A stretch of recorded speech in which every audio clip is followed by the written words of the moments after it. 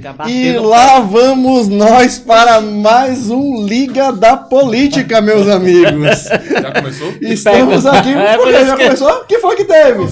Não sei. Rapaz, hoje um Fica dia especial, Ah. bacana. Estamos aqui com Carlos Sobrinho. E quem tá compondo a mesa com a gente hoje?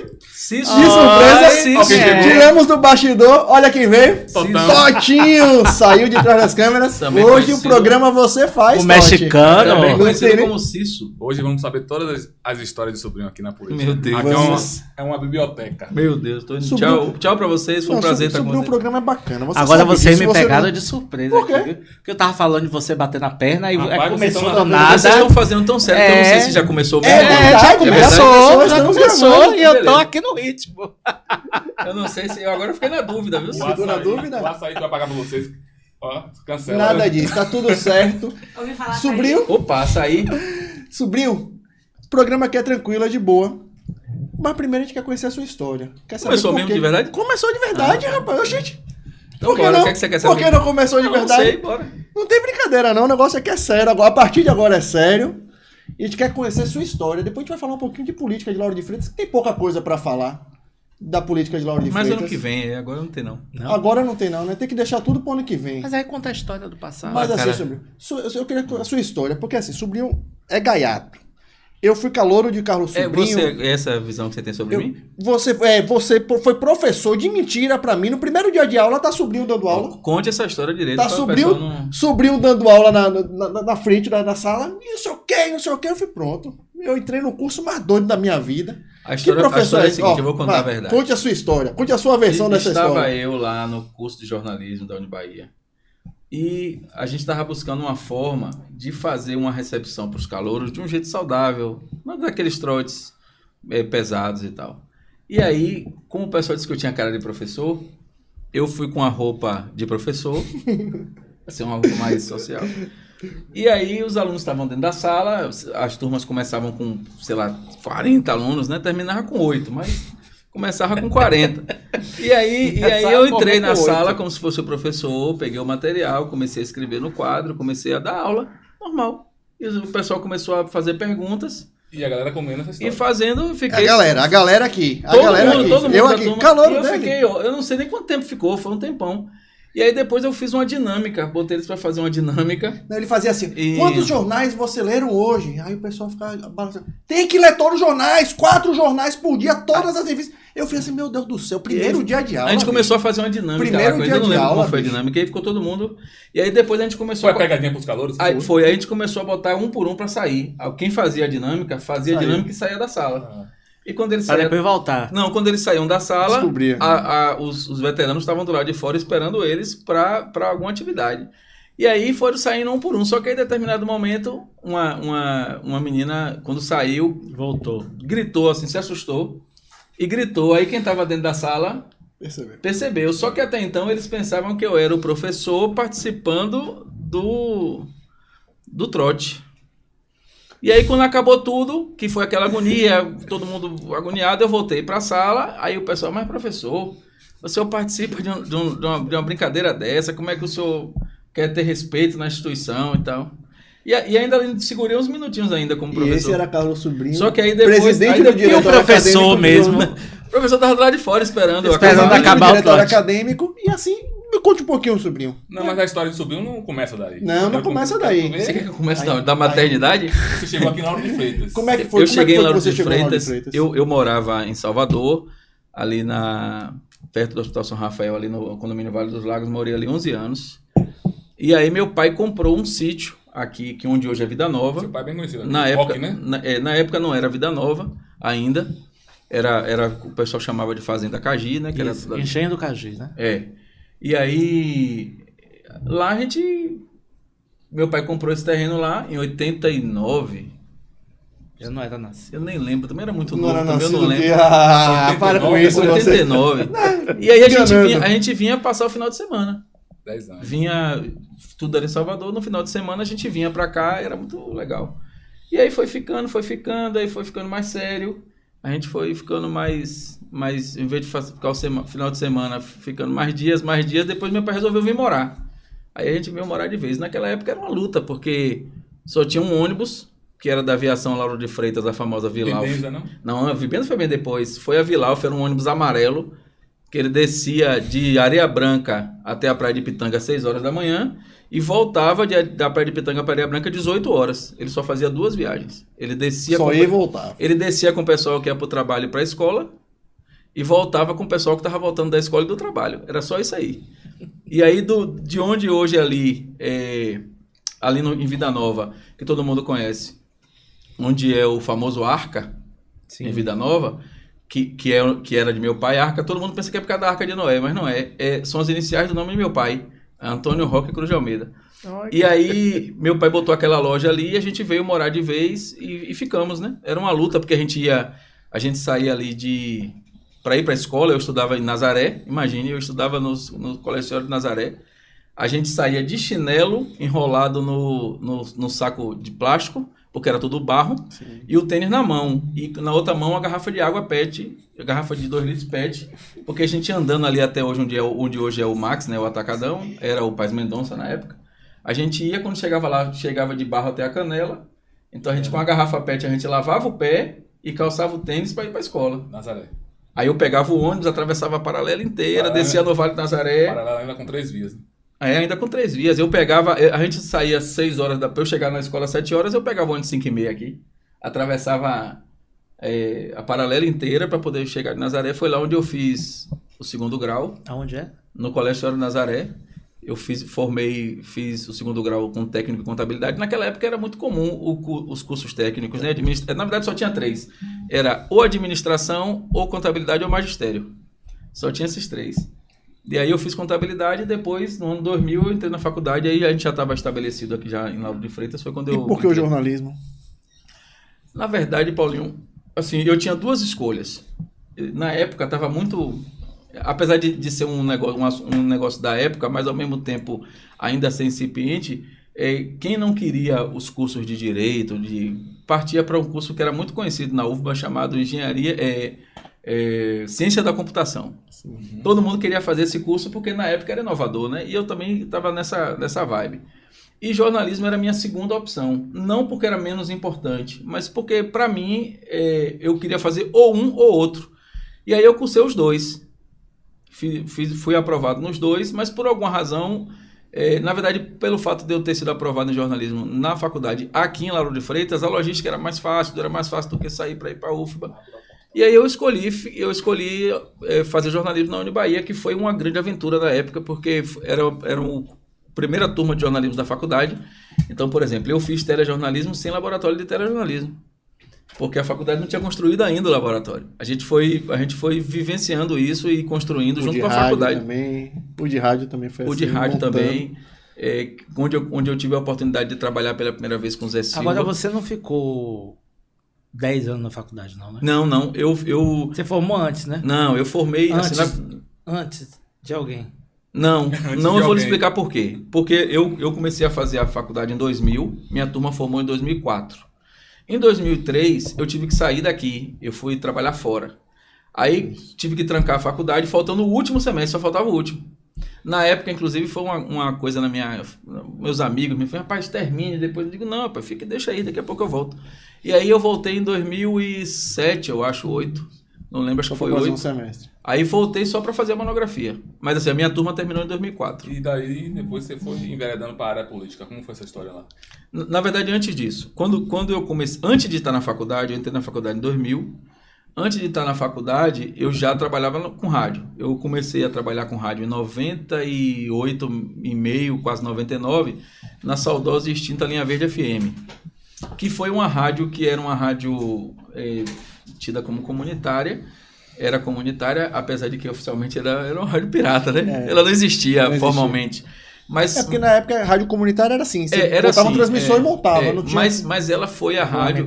Mas Lauro de Freitas deve muito a 2 emissoras de rádio. Essa justiça precisa ser feita. A Rádio Linha Verde FM e a PS-FM. Lauro de Freitas deve muito a essas 2 emissoras. E na época, a Linha Verde FM era um fenômeno, porque ela, sem existir oficialmente e com uma potência muito pequena, ela foi a única rádio comunitária que eu tenho conhecimento que pontuou 2 vezes oficialmente no Ibope. Essa Linha Verde aqui ficava na entrada de Buraquinho? Na época... Ela já ficou em tantos Não, lugares. ela já ficou em muitos lugares. Na época, ela funcionava na casa da irmã de Paulo, não de Paulo Maneira, de Paulo Silva, na Vila Praiana. Foi lá que ela começou. Depois ela passou por vários lugares, foi para Vida Nova, depende de quando a Anatel apertava, cada vez que a Anatel apertava ela mudava de endereço. O centro da casa de Pepe. Foi para Vida Nova nesse lugar onde foi a Arca, foi para Vida Nova nas casas lá em cima perto do colégio, dependia do cerco da Anatel. No shopping ali também. Quando a Anatel cercava, ela mudava. E aí, na verdade era essa. Era esse. Tempo bom, né? Tempo bom. Era um tempo que a comunicação era feita de verdade, assim, que as pessoas participavam de verdade. E aí ela apontou 2 vezes no Ibope. E ela começou a gerar problema porque ela tinha uma frequência muito parecida, ela era 96,7 e ela tinha uma frequência muito parecida com a Rádio Líder de Camaçari, que era 96,5. Então eles algumas vezes reclamavam que o sinal da rádio entrava lá e tal, o que era tecnicamente impossível porque ela tinha um transmissor muito, muito pequeno, mas assim, como tudo na linha verde era místico e inexplicável, ela chegava em Camaçari. E aí houve algumas situações nessa época, e aí depois ela foi saindo do ar, foi perseguida. Paulo sofreu muita perseguição. Eu acho que na Anatel deve ter uns 5 estúdios da Rádio Linha Verde que foram apreendidos, estão lá. O pessoal chegava, levava o estúdio, aí montava seu estúdio. Porque a lei mandava lacrar. Então quando eles chegavam, eles não lacravam o estúdio. Eles levavam tudo. Do plug ao microfone não ficava nada. E aí juntava dinheiro, um ou outro, para poder comprar equipamento de novo, para botar a rádio no ar de novo. E aí levava uns 5 dias ou 6 fora do ar só. E aí voltava... E a rádio comunicava com a cidade inteira, era impressionante. A rádio tinha um poder. E aí a PSFM, aliás, vou até mandar um abraço para ele, Paulo Sérgio, um amigo querido. A PSFM rivalizava com a Linha Verde, né, a audiência. Então tinha os fãs da PS, os fãs da Linha Verde, era meio que como Bahia e Vitória. Mas no final das contas todo mundo se entendia. Internamente não tinha divergência não, mas externamente tinha essa competição que eu acho que estava mais na cabeça das pessoas. Internamente era tranquilo demais o relacionamento. Aí lá eu comecei já a mexer com jornalismo. Eu nunca fiz o rádio de música, né? O rádio mais de musical. Sempre foi com jornalismo. Só que naquela época com as ferramentas que tinha, né? A gente não tinha... Nós estamos falando de 2000, 98, não tinha internet como tem hoje, não tinha... A gente tinha que conectar de madrugada para o modem ficar livre e tal, aquelas coisas... Não tinha a depois das 8 horas só. Era um pulso só. Era um pulso só. Essa facilidade que e aí aquela zoadinha do modem que fazia... Então tem gente que nem tá entendendo o que a gente tá falando. Aí salvava as pautas no disquete de 1.44. E aí quem tinha mais dinheiro tinha a caixinha do disquete colorida. Quem não tinha era o preto mesmo. E aí, é tão bom ver essas histórias assim de antigamente, porque eu não vivi. Você não alcançou, não. Tá certo. Nem filme você viu. E aí a gente fazia jornalismo e eu aprendi a fazer jornalismo com a Rádio Linha Verde de um jeito muito especial. Primeiro, porque a gente era tudo. Era a gente que montava equipamento, que testava o sinal da Telemar na época, a famosa LP. Era a gente que apresentava, que entrevistava. Quando chovia? Eram 3 pessoas para fazer tudo. E quando chovia, não tinha internet? A gente nunca usou internet. A transmissão, quando a gente fazia, era um negócio chamado LP, que era uma linha que a Telemar instalava. A gente tinha que informar para a Telemar onde é que ia ser o estúdio. Ela ia lá, botava essa linha do lugar, do ponto de destino para o ponto de origem, e aí a gente conseguia, que o ponto de destino normalmente era rádio, e aí não ter queda. E aí era um cabo mesmo. Não era pra internet não era pra consultar nenhuma informação. Não, eu sei, pra não ter queda da transmissão. E aí como é que a gente sabia que estava conectado?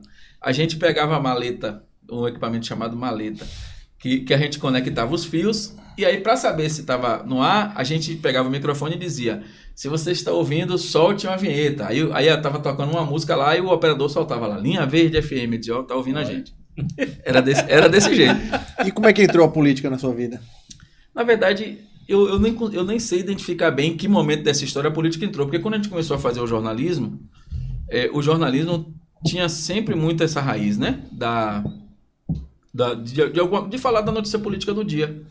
Né? E eu me lembro que a Rádio Linha Verde era muito atuante nessa área de interagir com as pessoas, do jornalismo mais social, de defender os interesses das pessoas. Então a Rádio Linha Verde era uma rádio que a pessoa ligava para reclamar que a rua não estava asfaltada, que a saúde não estava funcionando. Então o cara ligava para a Rádio Linha Verde e ficava esperando durante horas, porque não tinha essa coisa de uma central que... O cara ligava, estava dando ocupado, porque era uma linha só, ele tinha que ficar ligando até a ligação dele entrar, e era uma loucura. E aí, inevitavelmente, a política começou a permear isso. a gente tinha um cenário diferente de hoje, né? Um cenário mais fácil de trabalhar, uma quantidade menor de Marcelo Abreu, candidatos. prefeito. Marcelo Não, Abreu. aí era Roberto, final do Roberto? Otávio Pimentel, prefeito. Otávio. Otávio Pimentel, Otávio. prefeito. Foi logo depois de Leão, foi Otávio. É, Foi Otávio. Marcelo foi em 2000. Marcelo. Depois foi Marcelo, Marcelo, depois foi Roberto. Não, Roberto. Roberto, depois Não, Marcelo. Roberto Marcelo. Roberto, Marcelo não. foi o último. Não. Foi o último Roberto, Otávio, Marcelo. Roberto, prefeito. Otávio e Marcelo. Isso. Aí foi Marcelo Abreu para prefeito, com aquele jingle famoso das meninas lá da... Marcelo Abreu para prefeito. E aí ele foi prefeito. Só que assim, eu tenho até uma história interessante com o Marcelo. Eu gosto demais dele. Depois a gente criou uma relação muito boa. Mas a gente tinha ainda na Rádio Linha Verde, mas também buscando de outras rádios do interior, tinha uma música muito famosa, que era uma música cantada pelo cantor Zé, chamada Melô do Prefeito. E o prefeito Marcelo Abreu, alguém me disse, eu não lembro quem na época, que ele não gostava dessa música. Então toda vez que tocava essa música, é como se ele se sentisse ofendido pessoalmente. Assim, ele não gostava que associasse ele a essa música. Chama Melô do Prefeito, depois vocês podem pesquisar na internet aí, mas é uma música que descreve com clareza, serve para qualquer prefeito. Qualquer prefeito que você quiser botar, serve. E aí eu soube que ele estava chateado. Qualquer prefeito que faça uma má gestão. Qualquer prefeito ou prefeita. Serve para qualquer um que está fazendo uma gestão ruim. Ah, isso. Não, nem era o caso dele, mas como ele tinha algumas deficiências e a gente tinha, nosso papel era mostrar, então quando tocava essa música ele se chateava. E eu soube que ele se chateou uma vez que tocou essa música, e depois numa oportunidade num outro momento a gente teve a oportunidade de conversar, e ele percebeu que não era pessoal, mas teve um momento muito emblemático, porque a gente convidava muito ele para dar entrevista na rádio, ele não ia, eu não sei por que razão. Ele não ia. E tinha aquela fama de que era arriscado ir no programa da entrevista, porque a gente ia apertar a mente da pessoa. Tem gente até hoje aqui que mas faz convite e não vem. Pois, vocês sabem bem como é isso. Não Nem sei todo por mundo quê, que eu vocês não sei convidam por vem, quê, né? É super tranquilo.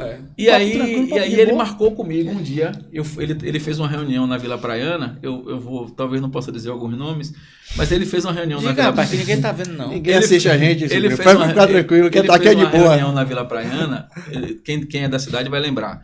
Foi quando as ruas ali da Vila Praiana, a Rua Saqueté, aquelas ruas ali, foi um pacote único de Receber asfalto. asfaltar aquela região toda. Foram 7 ou 8 ruas. Então ele, como um prefeito habilidoso que era, ele reuniu vereadores e lideranças para comunicar que aquela obra ia acontecer, para quando fosse efetivamente acontecer, a comunidade ficar ciente, sabendo que era uma obra da gestão dele, óbvio, normal. Você sabe que tem político. Tem político aqui que não sabe nome de ruas aqui. É normal, tem gente que Chega não sabe outras coisas. Soltar ali na caixa d'água, chapariz e se perde. Sabe voltar pra Aí casa. ele fez essa reunião com os vereadores, mas era uma reunião assim meio que secreta. Não teve anúncio, não foi. E aí um vereador da época ligou para mim e falou assim: sobrinho, tá tendo uma reunião secreta do prefeito com os vereadores lá no Deixou de colégio ser Vila secreta. Praiana. E o que eu fiz? Eu fui lá. Porque, apesar de ser secreta, não era privada. Então eu fui lá e aí cheguei junto com esse vereador. E tinha um vereador, não é vereador mais hoje, que ele estava falando, e aí na hora que a gente entrou, ele mudou o assunto radicalmente, assim. Começou a falar de outra coisa. E a gente percebeu que ele ficou nervoso. E aí o prefeito também estava falando, e lá na hora eu aproveitei, peguei o microfone e falei: prefeito, eu queria, aproveitando que o senhor está aqui, o pessoal disse que o senhor não gosta, não quer ir lá no programa, mas eu quero lhe convidar. E aí ele falou: não existe isso, faço questão de ir, inclusive vou ver aqui com a assessoria uma agenda para isso, o programa é importante e tal, me botou lá em cima e confirmou a agenda, só não disse data. Passado 2, 3 dias, eu liguei para a assessoria dele, não lembro quem era a pessoa. Chico Bruno. E ficou Chico Bruno. E ficou confirmada a presença dele no estúdio. E aí eu anunciei, passei a semana anunciando, né? Tal dia, o prefeito vai estar aqui. Quando chegou na hora, a assessoria dele me ligou dizendo que ele não ia poder participar, porque ele estava com uma agenda, me parece que tinha surgido uma agenda com o governo do estado, então aquelas desculpas que todo político tem, que é sempre uma agenda misteriosa para cancelar uma entrevista. Só que como a gente estava numa cidade, e Lauro de Freitas, você sabe, o que acontece em Areia Branca fica famoso em Ipitanga no final da tarde do mesmo dia. Sim. Ele foi dar entrevista numa outra emissora na cidade, chamada Atlântico FM, que funcionava na caixa d'água, no mesmo horário do meu programa. Então assim, ele marcou, não foi, a assessoria deu uma informação de que ele estava numa outra agenda, mas na verdade ele estava numa outra rádio, na caixa No mesmo d'água. horário. E aí o ouvinte ligou para a rádio, entrou ao vivo e disse: sobrinho, o prefeito não está Tá na outra nessa rádio. agenda não, ele está dando entrevista agora na Atlântica FM. Eu falei: mentira, não pode ser. Aí eu cheguei e falei assim, ó, vou botar uma música aqui, não saia daí, vou botar uma música, eu vou conferir e volto. E aí, naquela época era assim, né? Não tinha produção. Então eu botei a música e sintonizei na Atlântica FM e tava dando entrevista lá. E aí eu comecei a questionar isso, né? Só que aí o pessoal, porque hoje não deve ter mais, né? Os perus que ficam ligando para as rádios e... Acho que aqui não tem mais. Tem. E aí eles... Não, hoje fica nos chats, nos grupos. No chat, mandando né? mensagenzinha. E anônimo, se possível. É anônimo. Aí ligou pra mim pra dizer que eu tava contra o prefeito, que eu, na verdade, eu nunca tinha chamado ele, que ele é que tentava ir no programa e eu barrava ele, essa coisa toda Ele aqui. tava dizendo ao vivo? Não, um aspone dele tava dizendo. Peru. E aí, um peru. E aí, só que eu tinha a gravação dele, eu convidando ele e ele dizendo que ia, que eu tinha feito lá no colégio. Então eu falei, eu vou provar que eu convidei, eu vou provar que ele aceitou. E aí eu peguei essa gravação e coloquei no ar. E foi um rebuliço. E aí tentaram me jogar contra ele depois, dizendo um monte de história, mas depois ele viu na prática que o trabalho era muito sério, então a gente não teve nenhum problema. Aliás, um abraço pra ele. Ele foi lá? Não, eu terminei, eu fiz um um programa na Rádio Minha Vez durante anos e não tive a oportunidade de entrevistá-lo. Porque ele não foi por alguma razão. Mas... Forças ocultas. Forças ocultas. Como vários outros políticos Mas também hoje, não foram. hoje ele iria. Hoje ele iria. Hoje ele não deixaria de ir em lugar nenhum. Eu acho que, até pela maturidade que ele tem por tudo. E assim, eu me orgulho muito dessa história, porque eu sei que tem gente que gosta de negar a história, como se fosse possível apagar. Não é. Eu tenho coisas que eu me orgulho da história, tem coisas que eu não faria de novo, tem coisas que se eu pudesse voltar atrás eu voltaria, mas elas estão lá, eu não posso dizer que elas não existem.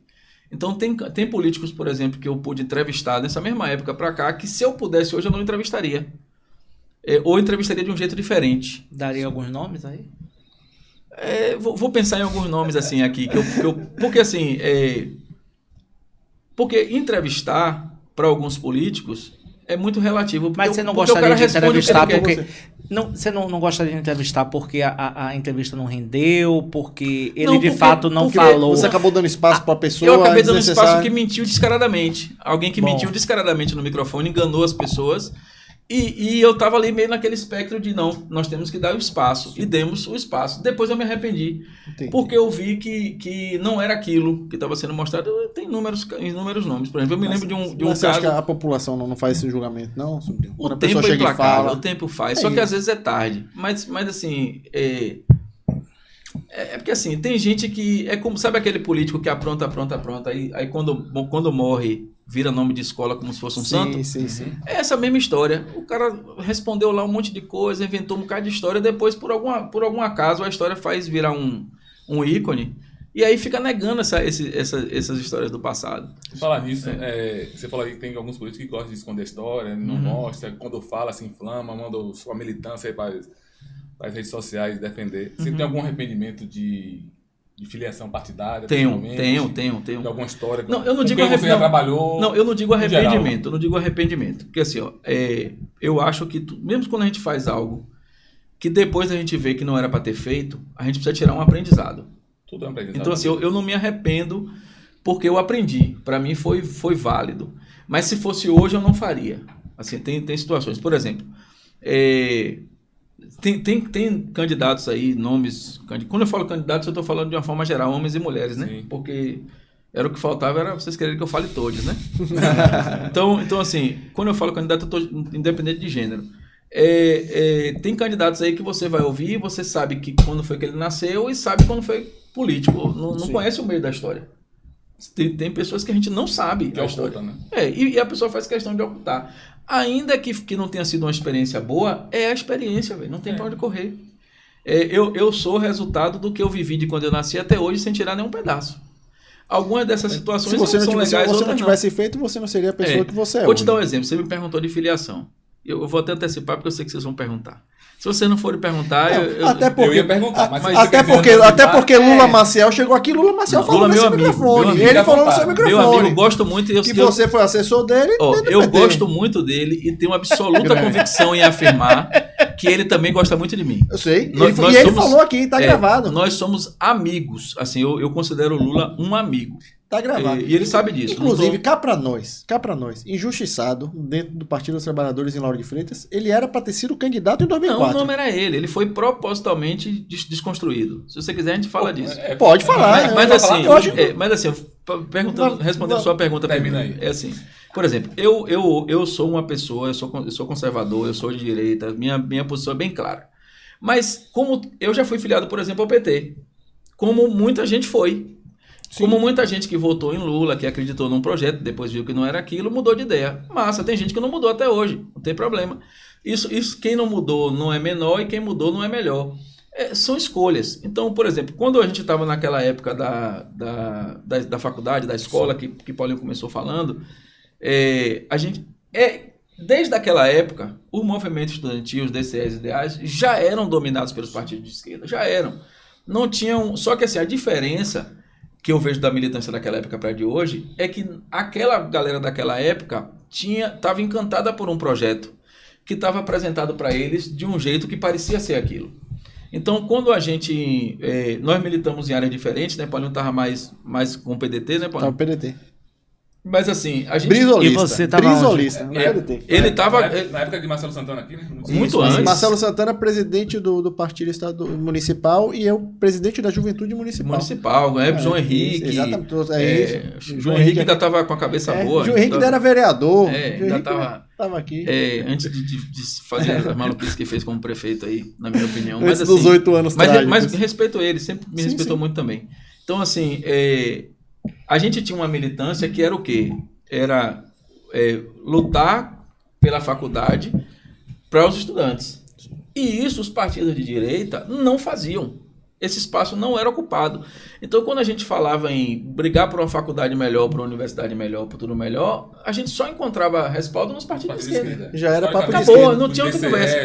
Então, todo o movimento estudantil é ligado à esquerda. Todos, de uma forma geral. Só que assim, eu não era um militante do partido. Por exemplo, eu não era uma pessoa que, sei lá, estava ali com bandeira, com coisa, não era isso. Mas eu entendia que a estrutura do partido era necessária para fazer o movimento estudantil rodar com inteligência. Então, eu fazia isso filiado ao PT, Paulinho filiado ao PDT, eu não me lembro se tinha alguém do PCdoB. Tinha Yuri. Tinha Yuri, Almeida, tinha Vitor, eu acho. Yuri Almeida do Badugada? Não. Isso, ele mesmo. Yuri Almeida. Inclusive, depois... Vitor pelos secundaristas. Pelos secundaristas. Vitor, sim. Esse, se perguntar, acho que ficou uns 30 anos na A faculdade. própria Luciana também era do PCdoB, na época, de secundarista. E assim, tinha gente que parece que não passava de ano mesmo para não sair do movimento estudantil. Parece que de propósito, acho que tirava 0 para não ficar lá, né? Só matriculava e saía. E aí, a gente foi caminhando. Foi quando eu me aproximei de Lula, ele foi vereador. Eu tive a honra de estar com ele no primeiro mandato dele, como assessor. Não fiquei muito tempo, acho que foi 3 ou 4 meses, não foi muito tempo. A gente praticamente ajudou a montar ali o primeiro gabinete. E depois eu me afastei. Aí comecei a me afastar do processo político mesmo do partido. Tanto que eu me afastei, assim, de parar de participar de reunião, dessas coisas, sei lá, 2003, 2004. Eu já não fazia parte mais de nada. Só que eu só me desfiliei do partido em 2013. Sim, 2013. Por quê? Porque a filiação era algo tão irrelevante para mim, não era algo que... Como eu não era um militante, eu não dependia daquilo para nada. Você filiou em que período? Eu não lembro quando filiei, mas foi nessa faixa aí, talvez 98, 2000, nessa faixa aí. Então você ficou quase 15 anos filiado. Mas assim, eu fiquei 2003 ou 2004, eu já não participava de nada. Mas estava lá filiado. Não, o nome estava lá, mas eu não participava. Você ficou 13 anos filiado no PT. Aí como foi que eu me desfiliei? Na verdade, quando eu tentei para me desfiliar. Em 2013, quando eu recebi o convite para a gestão do prefeito Márcio, para assumir a comunicação, alguém, eu vou tentar lembrar quem foi, levantou essa questão dizendo que Márcio estava colocando na comunicação dele um petista.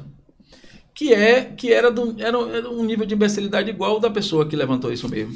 Não tinha nenhuma lógica, porque eu já tinha... Coisas que Lauro de Freitas produz. Tinha quase 10 anos sem atuar e assim, nem eu lembrava que estava afiliado. Inclusive, nesse meio tempo, eu ainda me filiei a um outro partido. O cara que Martó colocando depois petista na comunicação era você. Não, porque depois me disseram que quando você filiava a um partido no fórum, você desfiliava do outro automático. Hoje é assim, mas então, para mim, tinha acontecido isso. Aí, quando eu fui ver, ainda existia a filiação. E aí, em 2013, você ficou filiado em dois eu partidos. fiz a carta de desfiliação e Lula Maciel até me ajudou nesse processo, porque havia uma resistência de desfiliar. Porque eu acho que eles queriam que eu ficasse filiado para ter isso contra mim.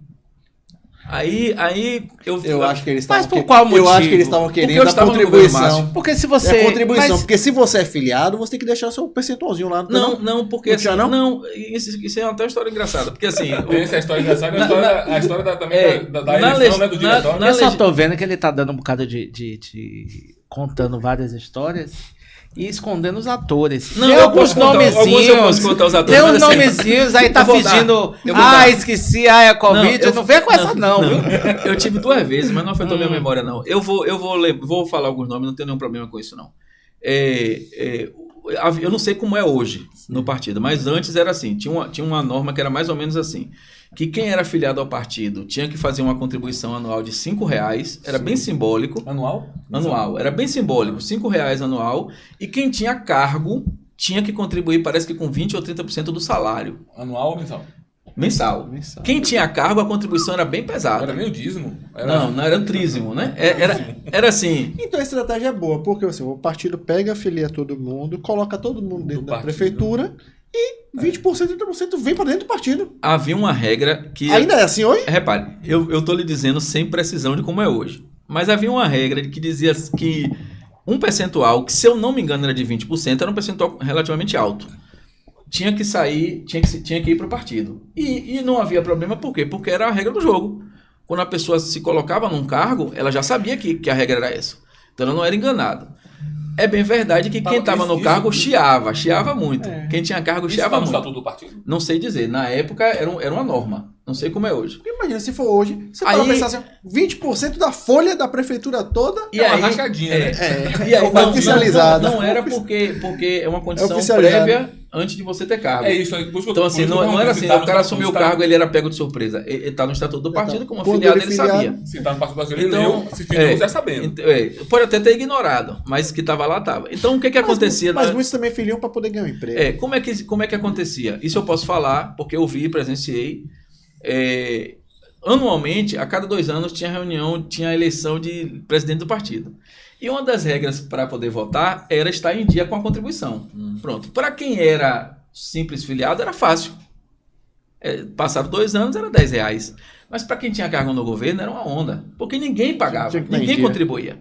Quando chegava na época, porque era um valor muito alto, você imagina o cara ganhar R$1.000 e ter que todo mundo entregar 200. Imagine que a proporção era essa. 2 anos sem pagar, tem que pagar. Aí quando chegava na hora da eleição, aí o que acontecia? Fulano não tá em dia. Aí o cara tinha que fazer a conta de 24 meses e quitar. Aí tinha gente que pegava empréstimo, era uma onda. Mas assim, eu também vi, não sei se eu posso falar isso que eu não tenho como provar, mas assim, eu também vi pessoas que nunca contribuíram, mas que voltavam na hora e apareciam com comprovante de contribuição e eu estava lá depositado. Então assim, eu tinha lá... imagine o seguinte, vou colocar hipoteticamente, imagine que essa é uma possibilidade. Imagine que a pessoa chegava e fazia lá 100 depósitos de R$5 e pegava 100 comprovantes de R$5. Pronto, ficava na mão. Aí você ia votar, ele dizia, Todd... Era um depósito sem identificação. Não, era um depósito sem identificação, mas para conta do partido. Para conta do partido. Aí dizia assim, Todd, você vai votar? Vou. Como é que está a sua contribuição anual? Que contribuição anual? Eu nem sabia que tinha isso. Aqui você fez. Aí ele, aqui a sua contribuição aqui, rapaz. Vai votar? E assim, muitas eleições foram decididas assim. Mesmo se a pessoa fosse nomeada? Não, porque aí o nomeado tinha que ter a contribuição do salário, né? Mas quem votava era o membro do partido. Então, assim, se ela tinha 300, devia ter 50 no governo. O restante era... Então, quem tinha mais mobilização, quem tinha mais carro, mais comprovante de R$5 ganhava a eleição. Então, nesse cenário hipotético que eu estou colocando, né? Não estou dizendo que era assim. Nesse cenário hipotético... Vamos fazer de conta que era nesse assim. cenário hipotético, quem tinha mais habilidade do bastidor ganhava a eleição.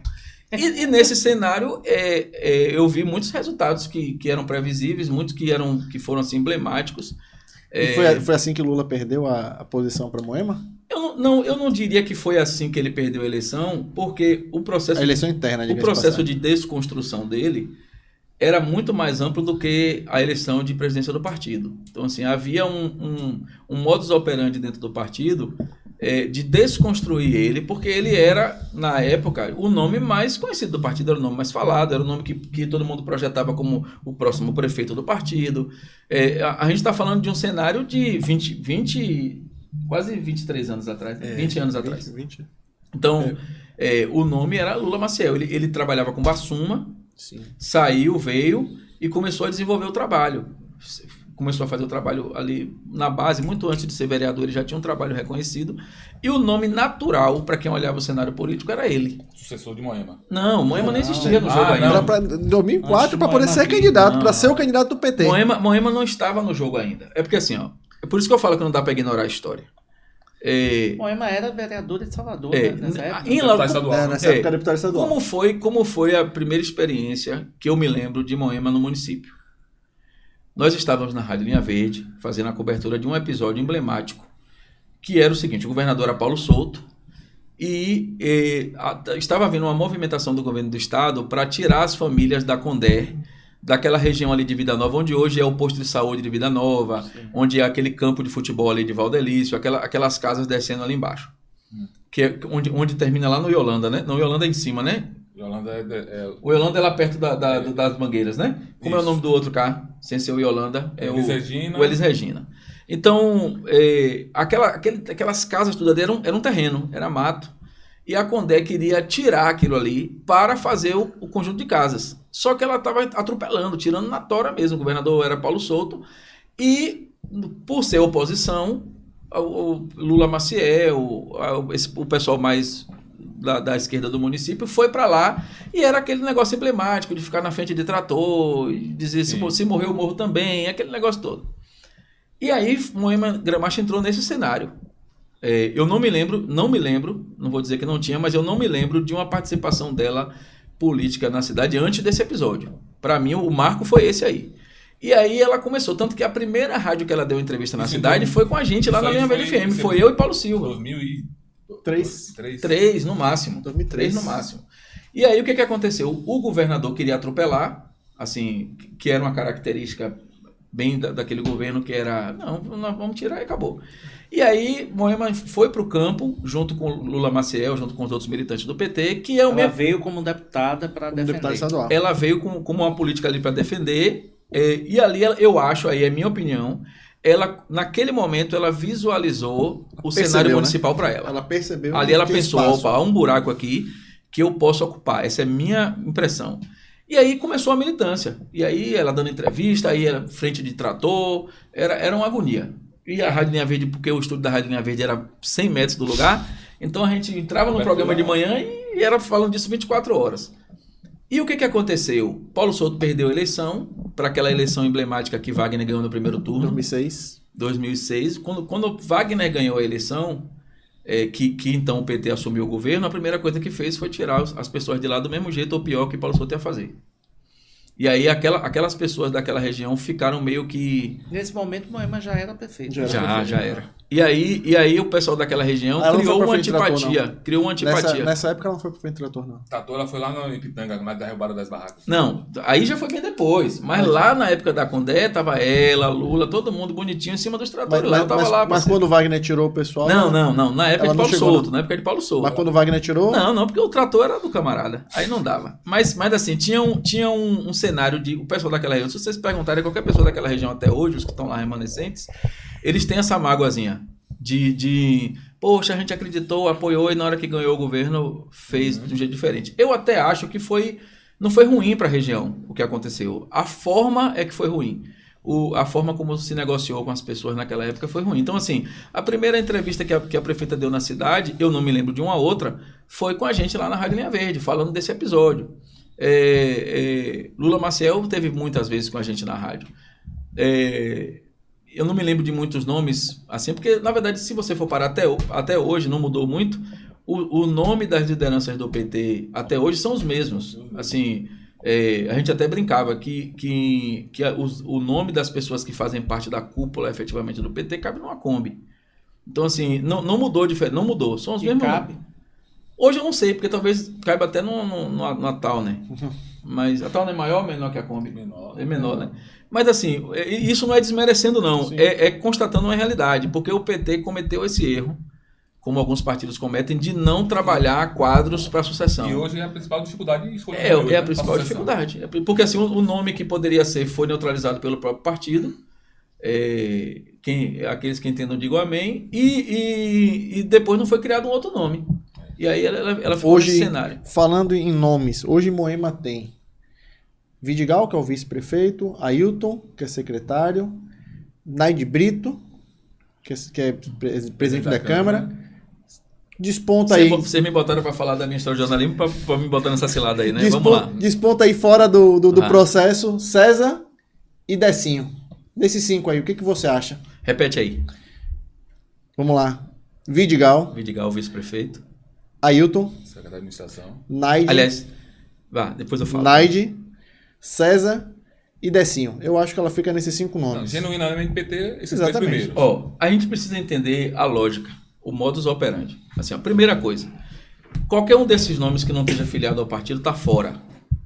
O partido não tem, por histórico, colocar nenhum nome que não seja puro sangue. César e Decinho, não. Na minha opinião, se não se filiarem ao PT, estão fora. Você acha que eles iriam pro PT? Um deles, inclusive, já tentou e o partido recusou no passado. Um dos dois? Então 50%. César. Entendi. César. Quando da eleição de João Oliveira... O partido bloqueou ele. Isso é coisa do bastidor. Não existe uma ata formal disso, mas assim, a prefeita Moema tentou emplacar o nome dele quando daquela eleição de João Oliveira e a cúpula do partido rejeitou a filiação dele. Na entrevista que ele deu aqui, ele deixou ele pode negar, ela pode negar, mas eu estava lá e eu sei. Hein? Como não mudou a cúpula, né? Ela pode até negar, ele pode até negar, mas o que aconteceu na época e eu vi lá com meus olhos foi a cúpula do partido negando a filiação dele. Ele deixou no ar aqui na última entrevista que se for o fator decisivo para ele ser o candidato, ele iria. Ele mudaria. Ele se filiaria? Ele mudaria. Mas não está na mão dele essa decisão? É isso. Não está na mão dele. Então pronto. Então já tirou os 2. Assim, o Vidigal pode ir. O Vidigal, na verdade, estava no PT. Já voltou. Foi pro Republicanos para poder ser o vice. Mas Vidigal, ele, na minha opinião, ele pode ser alguém que pode ser habilitado para. Sim. Ele tá no jogo. Então só tá nos 3. Mas eu acho que a escolha da prefeita mais lógica será Ailton. Na minha opinião. Por quê?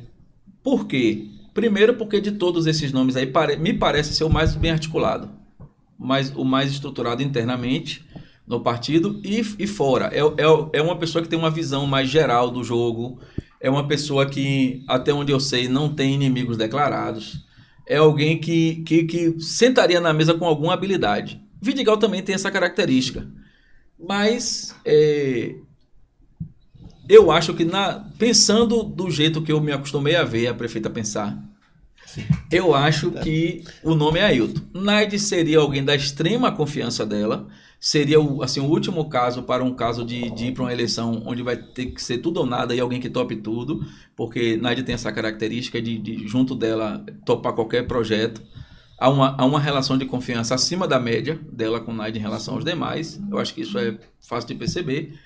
Mas, tecnicamente, eu acho que a prefeita hoje pensa no nome de Ailton. É minha impressão. Mas você não acha que o nome, né, também, talvez, pensando nessa lógica e nessa ótica de pensar como Moema, mesmo não sendo Moema, que é dificílimo. Que você dizer, ela escolheria um nome, né, como Naide, de extrema confiança, pensando também no retorno daqui a 4 anos? Você acha que botava ela para fazer uma administração que não agrade não, e voltar para a administração que menos importa aí. O que importa é garantir a vaga. Isso. Mas ter alguém de confiança que repassaria o trono de volta. Que possa abrir mão do trono para poder ela voltar. Se uma reeleição ela voltar. Desses nomes aí, sem dúvida, o que toparia qualquer coisa para qualquer projeto, inclusive o inaceitável para a Moema voltar daqui a 4 anos, é Naide. Sim. Sem dúvida. Pelo nível de fidelidade de relação que elas têm, qualquer projeto, por mais esdrúxulo que pareça para a ciência política, quem endossaria é Naide. Eu não sei se Ailton, não sei se Vidigal aceitariam qualquer coisa.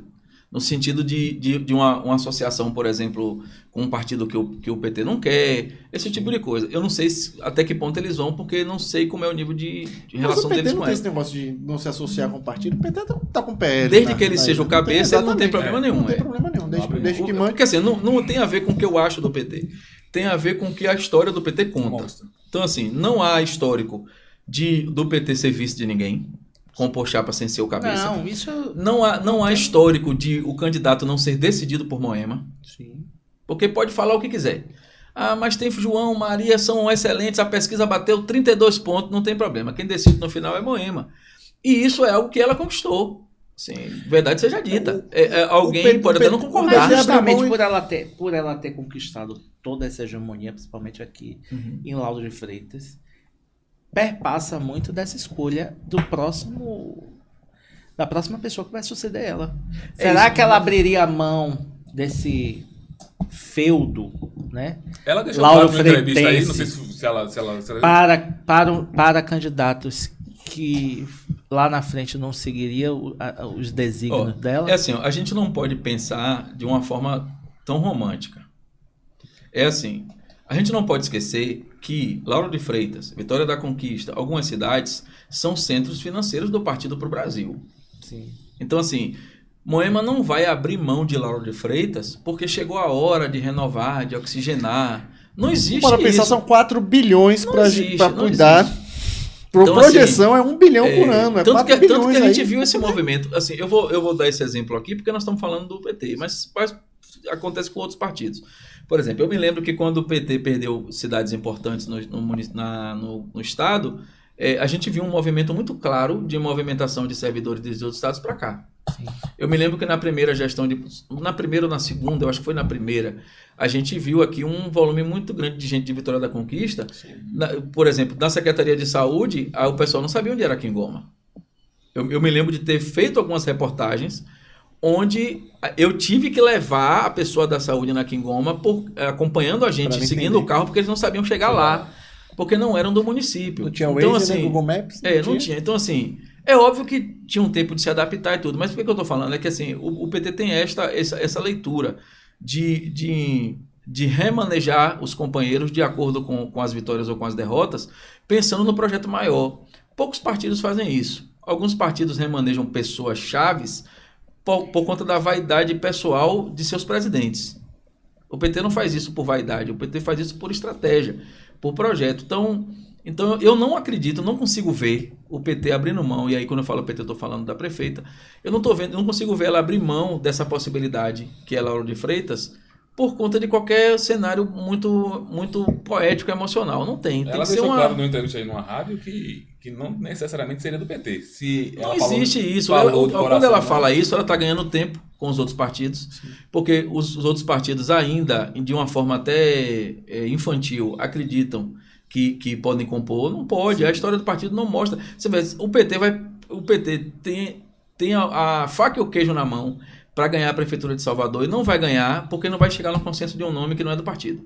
Mas Salvador acho difícil. Mas a esquerda poderia ganhar. A esquerda teria chances, inclusive como se articulou estadualmente, ganhar Salvador. Não vai fazer porque o PT não abre mão de ser o cabeça e prefere perder a eleição. O PT lá em Salvador abriu mão em 2016, que foi para... O nome do PCdoB... Alice Portugal. Foi a candidata do PT. Mas assim, aí 2020, abriu mão e abandonou, aí 2020 inventou... Abriu mão e deixou ela... Largou. Na verdade não abriu mão, largou ela lá. Vinha daquele desgaste também de Dilma, né? O impeachment, então tinha todo um processo. Então, assim, Mas fez agora também com aquela Major Denise, né? Isso, aí fez Major Denise. Largou de mão. Abriu mão da carreira da PM para virar um ilustre desconhecido. Hoje ninguém fala mais. Mas assim... o que eu vejo no cenário... Qual o problema que eu vejo do cenário da eleição de Lauro de Freitas? Primeiro é que a oposição é extremamente desorganizada. Primeira coisa. Vamos falar nessa... A gente ainda está na situação. Vamos falar dessa desorganização, dessa oposição. Mas por que é legal citar isso agora? Porque, tão desorganizado como a situação e a oposição? Não, é porque assim, por que eu citei a desorganização da oposição, ainda falando do governo? Porque isso deixa Moema como estrategista numa situação muito confortável. Porque quando ela olha para o outro lado e não vê adversários organizados, isso dá a ela tranquilidade, porque senão ela estaria 24 horas do dia pensando. Ela talvez pense das 24 horas, ela pensa 8. Porque o restante, a própria oposição faz o trabalho daquela que ela queria fazer. Então, assim, ela hoje olha para os nomes que ela tem, e na minha opinião continua sendo Ailton o nome que provavelmente vai mais organizado, ela olha para ele e hoje ela tem tranquilidade para pensar nas lideranças, para pensar nos bairros, porque ela não precisa pensar na oposição. Então, isso precisa ser pontuado aqui agora, para depois falar da desorganização da oposição. Mas ela hoje tem tranquilidade para fazer. E se o PT, a nível estadual, resolver botar a mão no jogo e dizer assim, não, nós vamos garantir a eleição lá, com este nível de desorganização, não importa qual é o nome que o PT vai lançar, vai ganhar a eleição. Do jeito que tá Não importa qual é o nome. Se a oposição não se organizar e não fizer o que tem que ser feito, não importa qual é o nome. Até o nome mais fraco de todos, como é o de Naide, por exemplo, vai ganhar a eleição. Sobrinho, eu vou fazer uma E brincadeira. assim, quando eu falo mais fraco, não tem nenhum demérito a Naide. Eu estou falando do cenário político das pesquisas. Eu vou fazer uma brincadeira. Apesar de eu aqui achar ela fraquíssima como vereadora. Vou fazer também. uma brincadeira que eu fiz com o Marcelo Abreu. E tem gente que fala, né? Que Lauro de Freitas está 16 anos na mão do PT, né? Mas tem gente que conta 4 anos de Márcio Paiva aí, que diz que foi governo de continuidade ao que Moema fazia. Não concordo. Você concorda ou não Apesar de concorda? achar que ele foi o maior cabo eleitoral dela, eu não acho que ele foi um governo de continuidade, não. Eu tive a oportunidade eu não fui alguma pessoa que participou da campanha de Márcio. Eu não vi ele ganhar a eleição. Eu não sou daquele grupo que estava fazendo passeatas e carreatas. Eu conheço muitas pessoas que fizeram. E eu não acho honesto, porque eu fiz parte do governo, dizer que eu fiz parte da vitória. Eu não fiz. Quando eu cheguei, Márcio já era prefeito. E eu acompanhei ele por 2 vezes como vereador, como jornalista, sem muita intimidade. Como é que eu fui parar no governo de Márcio? Eu acho importante contar isso, para depois eu lhe responder sua pergunta. Eu era diretor de jornalismo da Rádio Sucesso FM, lá dirigindo o programa Bahia Alerta, que é apresentado pelo meu amigo Roque Santos, que até hoje apresenta lá, só que hoje não é mais Bahia Alerta, hoje é Bahia no Ar. E era um projeto capitaneado por um político que pensou... E você também não pode dizer Não, o Luiz nome. Caetano. Luiz Caetano. E como era esse projeto? Ele tinha uma ideia de fazer um combo de comunicação que era muito inteligente, que era o rádio, o Bahia no Ar, na Sucesso FM, o Bahia no Ar site, notícia, o Bahia no Ar TV, que era na TV Brasil, um programa de televisão que ia ser rodado na TV Brasil, e algumas outras ferramentas de mídia. E eu fui convidado, na época, pela gestora do projeto, para ser o diretor de jornalismo da rádio.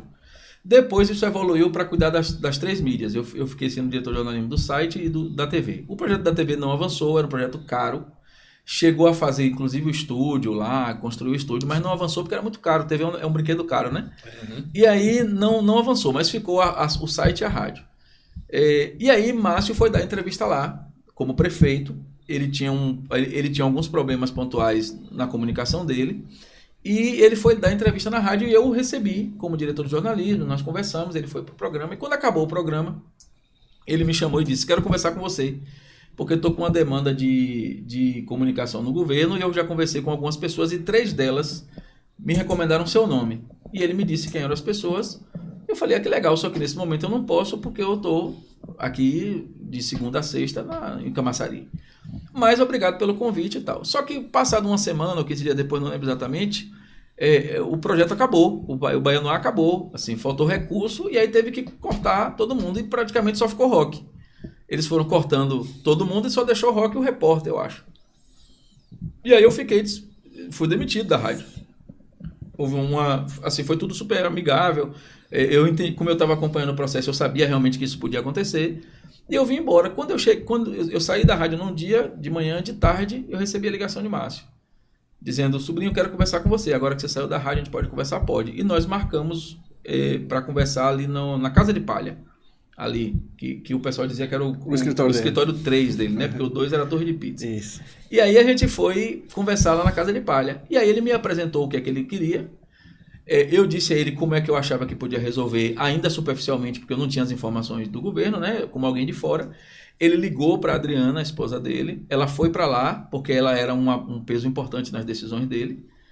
E aí lá, conversando, ela me fez uma sabatina, assim, fina. E aí no final ela disse, é ele. E aí a gente bateu o martelo de começar o trabalho. E aí fizemos um programa, porque assim, ele tinha uma pessoa que estava no lugar, e aí nós fizemos um cronograma. Você vai substituir aqui e ali, até o momento de chamar ela e tal, e conversar, porque eu não queria que alguém me tirasse de qualquer jeito. Então eu entendi que tinha que ser desse jeito. E aí, aí ele fez, tudo bem. Na semana seguinte eu fui trabalhar e quando eu cheguei lá, ele fez uma reunião com a equipe do DECOM para me apresentar, eu fiz essa reunião E aí, de repente, a pessoa entrou na sala A e pessoa descobriu do seu nome? a pessoa que eu ia ocupar o lugar. Sim. E aí a pessoa entrou na sala e fez, o que é que tá acontecendo aqui? Eu disse, eu também não sei. E aí A ficou pessoa que é jornalista também. É. Sim. E aí foi extremamente desconfortável. Porque pareceu que eu tava... Prefeitura se conversava, mas ninguém... Só que eu nem sabia. Aí eu chamei... você não sabia que existia uma pessoa ocupando Não. um cargo que você Pra ia mim, ela ocupar. já tinha ido embora. Porque já tinha passado É uma uns 15 jornalista? dias. É. De uma TV, Eu esqueci o nome dela agora. Mas assim, eu não lembro mesmo não. Porque eu não Poxa, Juliana Guimarães. Não. Foi... Antes dela, né? Foi a menina. Lidiane. Lidiane. Que eu tenho muito Tá respeito vendo por ela. isso? Lidiane, ela veio da campanha. É. Aí... Ela veio da Juliana, campanha. entrou pelo governo Juliana na veio Secretaria depois, de foi Juventude. Não, aí é depois. outra história. Isso, foi Aí Esse mesmo. eu fui ocupar o lugar, só que eu achei que ela Errei. já tinha ido embora. Quando ela chegou, o que é que tá acontecendo? Porque eu estava reunido com a equipe dela, pô. Aí eu fui entender que tinha... Altamente desconfortável mesmo. E aí eu expliquei para ela entendeu, foi de boa. Começamos a fazer o trabalho e eu mergulho muito dos números que a gente apresentou lá, porque foi uma época que a comunicação era organizada, você tinha estatísticas do governo, você tinha números para apresentar, a imprensa quando ela ligava, ela recebia quase que imediatamente as respostas.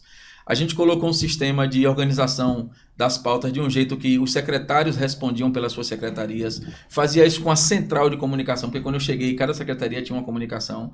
E a gente centralizou no DECOM. E algumas secretarias ficaram com jornalistas por causa do seu volume, como saúde, como educação, precisavam, mas a comunicação passou a ser central. E isso despertou a alegria para alguns e o desespero para outros. Então, os secretários que queriam fazer suas próprias carreiras, eles nos sabotavam. Os secretários que entendiam a visão de governo, que entendiam que o nome era o prefeito, apoiavam.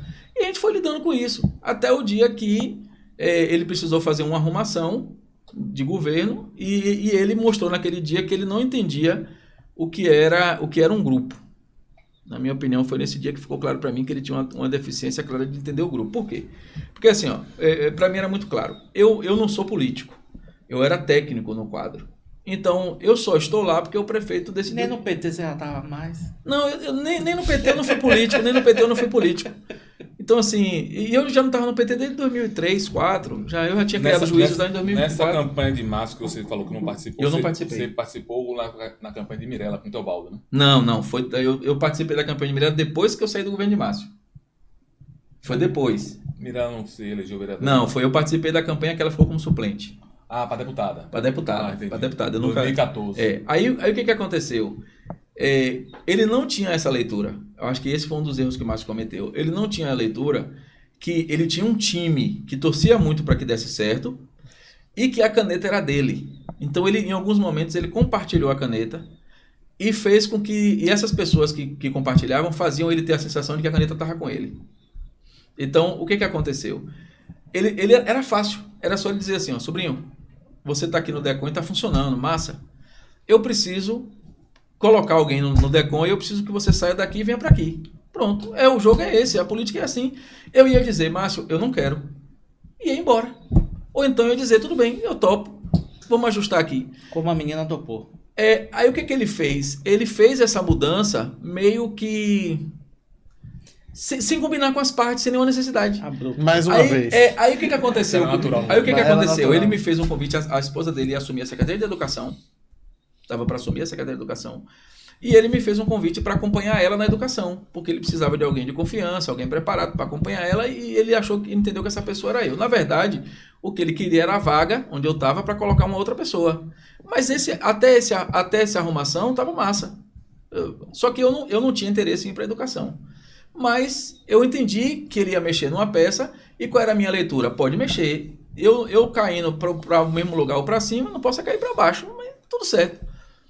E aí, quando eu cheguei, aí ele sentou com a pessoa e um outro amigo. Essa pessoa não foi Paulo Maneira, não. A pessoa Não, Paulinho trabalhava até na equipe com a gente, mas assim, isso. Eu fiquei na equipe dele. Na verdade, Paulinho, quando eu saí, você ficou no meu lugar, não foi? Não, foi Juliana. Foi Juliana, não foi? Juliana, Foi. Sucedi ela. Você sucedeu Juliana. Aí Juliana era da Secretaria de Juventude. Quando você chegou, você chamou todo mundo de comunicação. Tava na SESC. Porque cada secretaria aí você chamou Alex, Márcia, cada da secretaria mulher. tinha um núcleo de comunicação, era uma doideira. Isso. Aí a gente juntou todo mundo no DECOM, só que assim, Alex continuou acompanhando a CEPLAN. Alex de Alden. Isso. Tá falando? Que hoje está com o Alex deputado Senna. Alden. Alex continuou acompanhando a CEPLAN. Márcia. Marcelo Aragão continuou acompanhando a saúde. Márcia Moura, secretária da Márcia Mulher. acompanhava a Secretaria da Mulher e em determinado momento ficou também um pouco acompanhando o gabinete. Velame Cultura. Isabela, que infelizmente não está com a gente mais. Bela, uma Isso. pessoa uma figura incrível. Era meio que coringa. Ela faleceu subitamente. Até hoje eu não sei exatamente o que foi que aconteceu, mas foi bem depois. Então, assim, ele no remanejar das peças, ele precisava pegar a Juliana e botar para comunicação, eu ia para educação e Edmilson, padre, era uma pessoa que ia ficar meio que coringa ali. Só que ele combinou com todo mundo, menos comigo. Aí, quando chegou na hora de acontecer a peça, eu cheguei para trabalhar, a Juliana estava sentada na cadeira. Aí eu falei, o que foi que houve? Porque ele disse para mim que a gente fosse para casa, refletisse e achasse uma estratégia. Quando eu cheguei, ela já estava sentada na cadeira, não por culpa dela, porque ela recebeu orientação para fazer. E aí ela me disse, sobrinho, emancipação. ela disse, sobrinho, o prefeito mandou eu vir. Aí quando eu fui falar com ele, eu disse, velho, aconteceu a mesma coisa com a menina lá atrás comigo, tu vai cometer o mesmo erro. Aí ele falou, não, vamos resolver, e eu fui para educação. E aí, do dia que eu fui para educação, com uma série de atribuições, eu fiquei quase 90 dias sem conseguir executar nenhuma das estratégias que estavam na minha mão, porque era tudo assim meio, depois a gente vê. Porque qual era o pensamento? Era, se o salário está entrando, ele não vai reclamar. Essa era a lógica, né? Nem estou dizendo que era a lógica do prefeito ou da primeira-dama, mas assim, era meio que geral. Se não mexer no salário, ninguém reclama. Essa é a lógica. Só que me incomodava demais não estar executando as coisas para as quais eu estava lá a fazer. Então, depois de uns 60, 90 dias, eu pedi a minha exoneração. Eu fiz a minha carta de exoneração, protocolei no gabinete do prefeito. Era sexta-feira, até a sexta-feira da Copa do Mundo, me lembro como se fosse bem. Hoje porque os gabinetes estavam funcionando até meio-dia, até 14 horas. Eu protocolei no gabinete do prefeito, protocolei no protocolo geral e junto da via que eu deixei no gabinete do prefeito, eu deixei um outro documento onde relatava todas as questões que estavam me fazendo abrir mão ali da relação e sair. E aí já tinha mais ou menos uns 60, 70 dias que eu não conseguia falar com o Márcio. A gente não conversava. Você imagina alguém que está na comunicação não consegue... E aí, fazendo essas coisinhas. E aí, quando eu protocolei a demissão, e foi numa sexta-feira, eu liguei para a Márcia, a secretária, e disse, deixei um documento lá, segunda-feira, por favor, peça para o prefeito assinar. E aí, quando eu disse a ela o que era, ela ligou para alguns secretários para saber se era verdade, só que ninguém sabia, porque eu não tinha comentado com ninguém. Um dos secretários disse a ela, se ele te disse que fez, ele fez. O não tem duas palavras, então se ele disse que fez é porque o documento está lá. E ela chegou e o documento estava. E aí, no sábado, ele me ligou, sei lá, 15 vezes. Só que eu não atendi, porque se não me atendeu em 60 dias, eu não tinha mais assunto para tratar naquele sábado. E aí, no sábado de manhã, a notícia já tinha corrido na cidade, porque Lauro de Freitas não é uma cidade que o povo gosta de fofoca. A notícia já tinha corrido, aí Mirella me ligou de manhã, me convidando para assumir a comunicação da campanha dela. Porque ela já tinha me convidado antes, mas eu tinha negado por quê? Porque como eu estava trabalhando no governo onde ela era vereadora de oposição, para mim era um claro conflito de interesse, mesmo que a empresa fizesse a campanha dela, para mim era um claro conflito de interesse fazer a campanha dela enquanto eu estava com o prefeito que ela era oposição. Então, quando a notícia saiu da minha exoneração, ela me ligou e a gente começou a tratativa para a campanha dela. Foi aí nesse episódio que eu conheci Teobaldo. Foi numa reunião onde estava Mirella, ele e Osório, o advogado do partido. Na verdade, foi minha segunda experiência com o Teobaldo. A primeira foi brigando com ele no Atacarejo, como cliente. Como é trabalhando? Não, porque teve um episódio lá no mercado e eu me estressei e ele ficava no mercado com o microfone fazendo as ofertas, coisa que ele me deixava, como alguém da comunicação, me deixava incomodado. Mas na campanha política. Aí eu conheci ele e aí uns 15 dias depois a gente bateu o martelo e eu comecei a fazer a campanha. Tanto que quando teve a convenção que startou o nome de Rui para governador, eu já fui nessa convenção acompanhando Mirella. Já como uma pessoa da comunicação de Mirella. Que foi 15 ou 20 dias depois, eu não lembro exatamente a data. E aí, vamos lá. Já falou de Teobaldo. Vamos falar da oposição. Dizem que ele é um dos grandes nomes, para mim, já disse, repito aqui. Aliás, eu vi seu comentário lá aqui. Eu acho. O nome de outras emissoras aqui? Pode. Vi seu comentário lá na Brado muito pertinente. Mas é isso. Na minha cabeça é isso. Ninguém vai investir 800 milhões numa empresa e vai tirar o CEO. Há quem fale também que tem uma cláusula, né, que que para poder o negócio ser efetivado, ele tinha que abrir mão da política. Eu não vi ainda esse documento, mas há quem fale disso também. Vamos entender isso que vai acontecer, mas vou falar também de 5 nomes da oposição, só para poder dizer que uma mão pesou mais do que a outra, tá bom? Vamos falar de Teobaldo, Certo, que já falamos, Matheus Reis, certo. João Leão, Vá. Débora Regis e Mirella, que você já fez a campanha. Você já dela, eliminou você já os vai outros entender. nomes que estão na rua aí? Quais são os outros? Quais são os outros nomes? De oposição? Eu tô vendo o pessoal falando aí de Gustavo, de Mauro, você já eliminou? Pra você não tem chance? Vai ser candidato aqui a vereador? Não, sei lá, os nomes estão sei, no jogo não sei. aí, né? Estão na Então, rua. Tão na Eu mão. não sei. Eu não acho que sei. na cabeça eu deles não vejo. não. Na cabeça deles. Márcio Abril. Eu acho lícito eles estarem no Não, jogo. com A urna é certeza. soberana, a urna vai dizer. Márcio Abril e Lauro de Freitas, uma prerrogativa que todo mundo acha que pode ser prefeito. Mas o próprio Márcio não conseguiu ser vereador depois. Pronto. É difícil. Lauro de Freitas é uma cidade difícil. Não é tão fácil assim como pensa. Então. E a oposição, desse jeito aí, todo mundo batendo cabeça, repito, batendo cabeça, porque eles não se conversam. Me ligaram para falar, a oposição está se conversando. Engraçado que pessoas dos 5 candidatos que eu lhe afirmei falaram assim, não, tá todo mundo certo e vai ser em torno deste. Como assim? Desse quem? Deste quem? Se os outros 4 também me ligaram e falaram que ele é o candidato. Todo mundo é a cabeça. É isso, mas no metaverso da política cabe tudo, velho. O cara pode dizer, eu também posso ser, o candidato sou eu agora, pronto. Eu boto o nome na rua e acabou. Eu tenho 84 votos, mas no final... Pronto. E o que você acha da oposição hoje? Primeiro, pode fazer uma pergunta? Pode. Deve. Eu posso responder ou não, né? Pra fazer, você pode. Deve. Você acha hoje Débora fora do jogo? Ou você acha que ela tem possibilidade de voltar? Olha, Vige. Vamos lá. Cuidado, porque meu telefone não para, tem uma semana, viu? Vamos tentar raciocinar, porque assim, como eu não tenho ligação com essas pessoas, nem da oposição, nem da situação, para mim é muito confortável falar sobre qualquer um. Vamos pensar, primeira coisa, por que Débora está fora do jogo? Primeiro, né? Por que é um processo que deixou ela inelegível e caçou? Porque quem se movimentou para caçá-la enxerga nela um potencial grande. Porque ninguém tentou caçar nenhum outro vereador de oposição. Ninguém tentou caçar ou deixar inelegível ou criar problema de imagem com nenhum outro nome desses 5 que você falou, por exemplo. Então, a primeira coisa que a gente não pode perder de vista é que é o potencial político de urna que Débora tem. Ela foi a vereadora mais votada.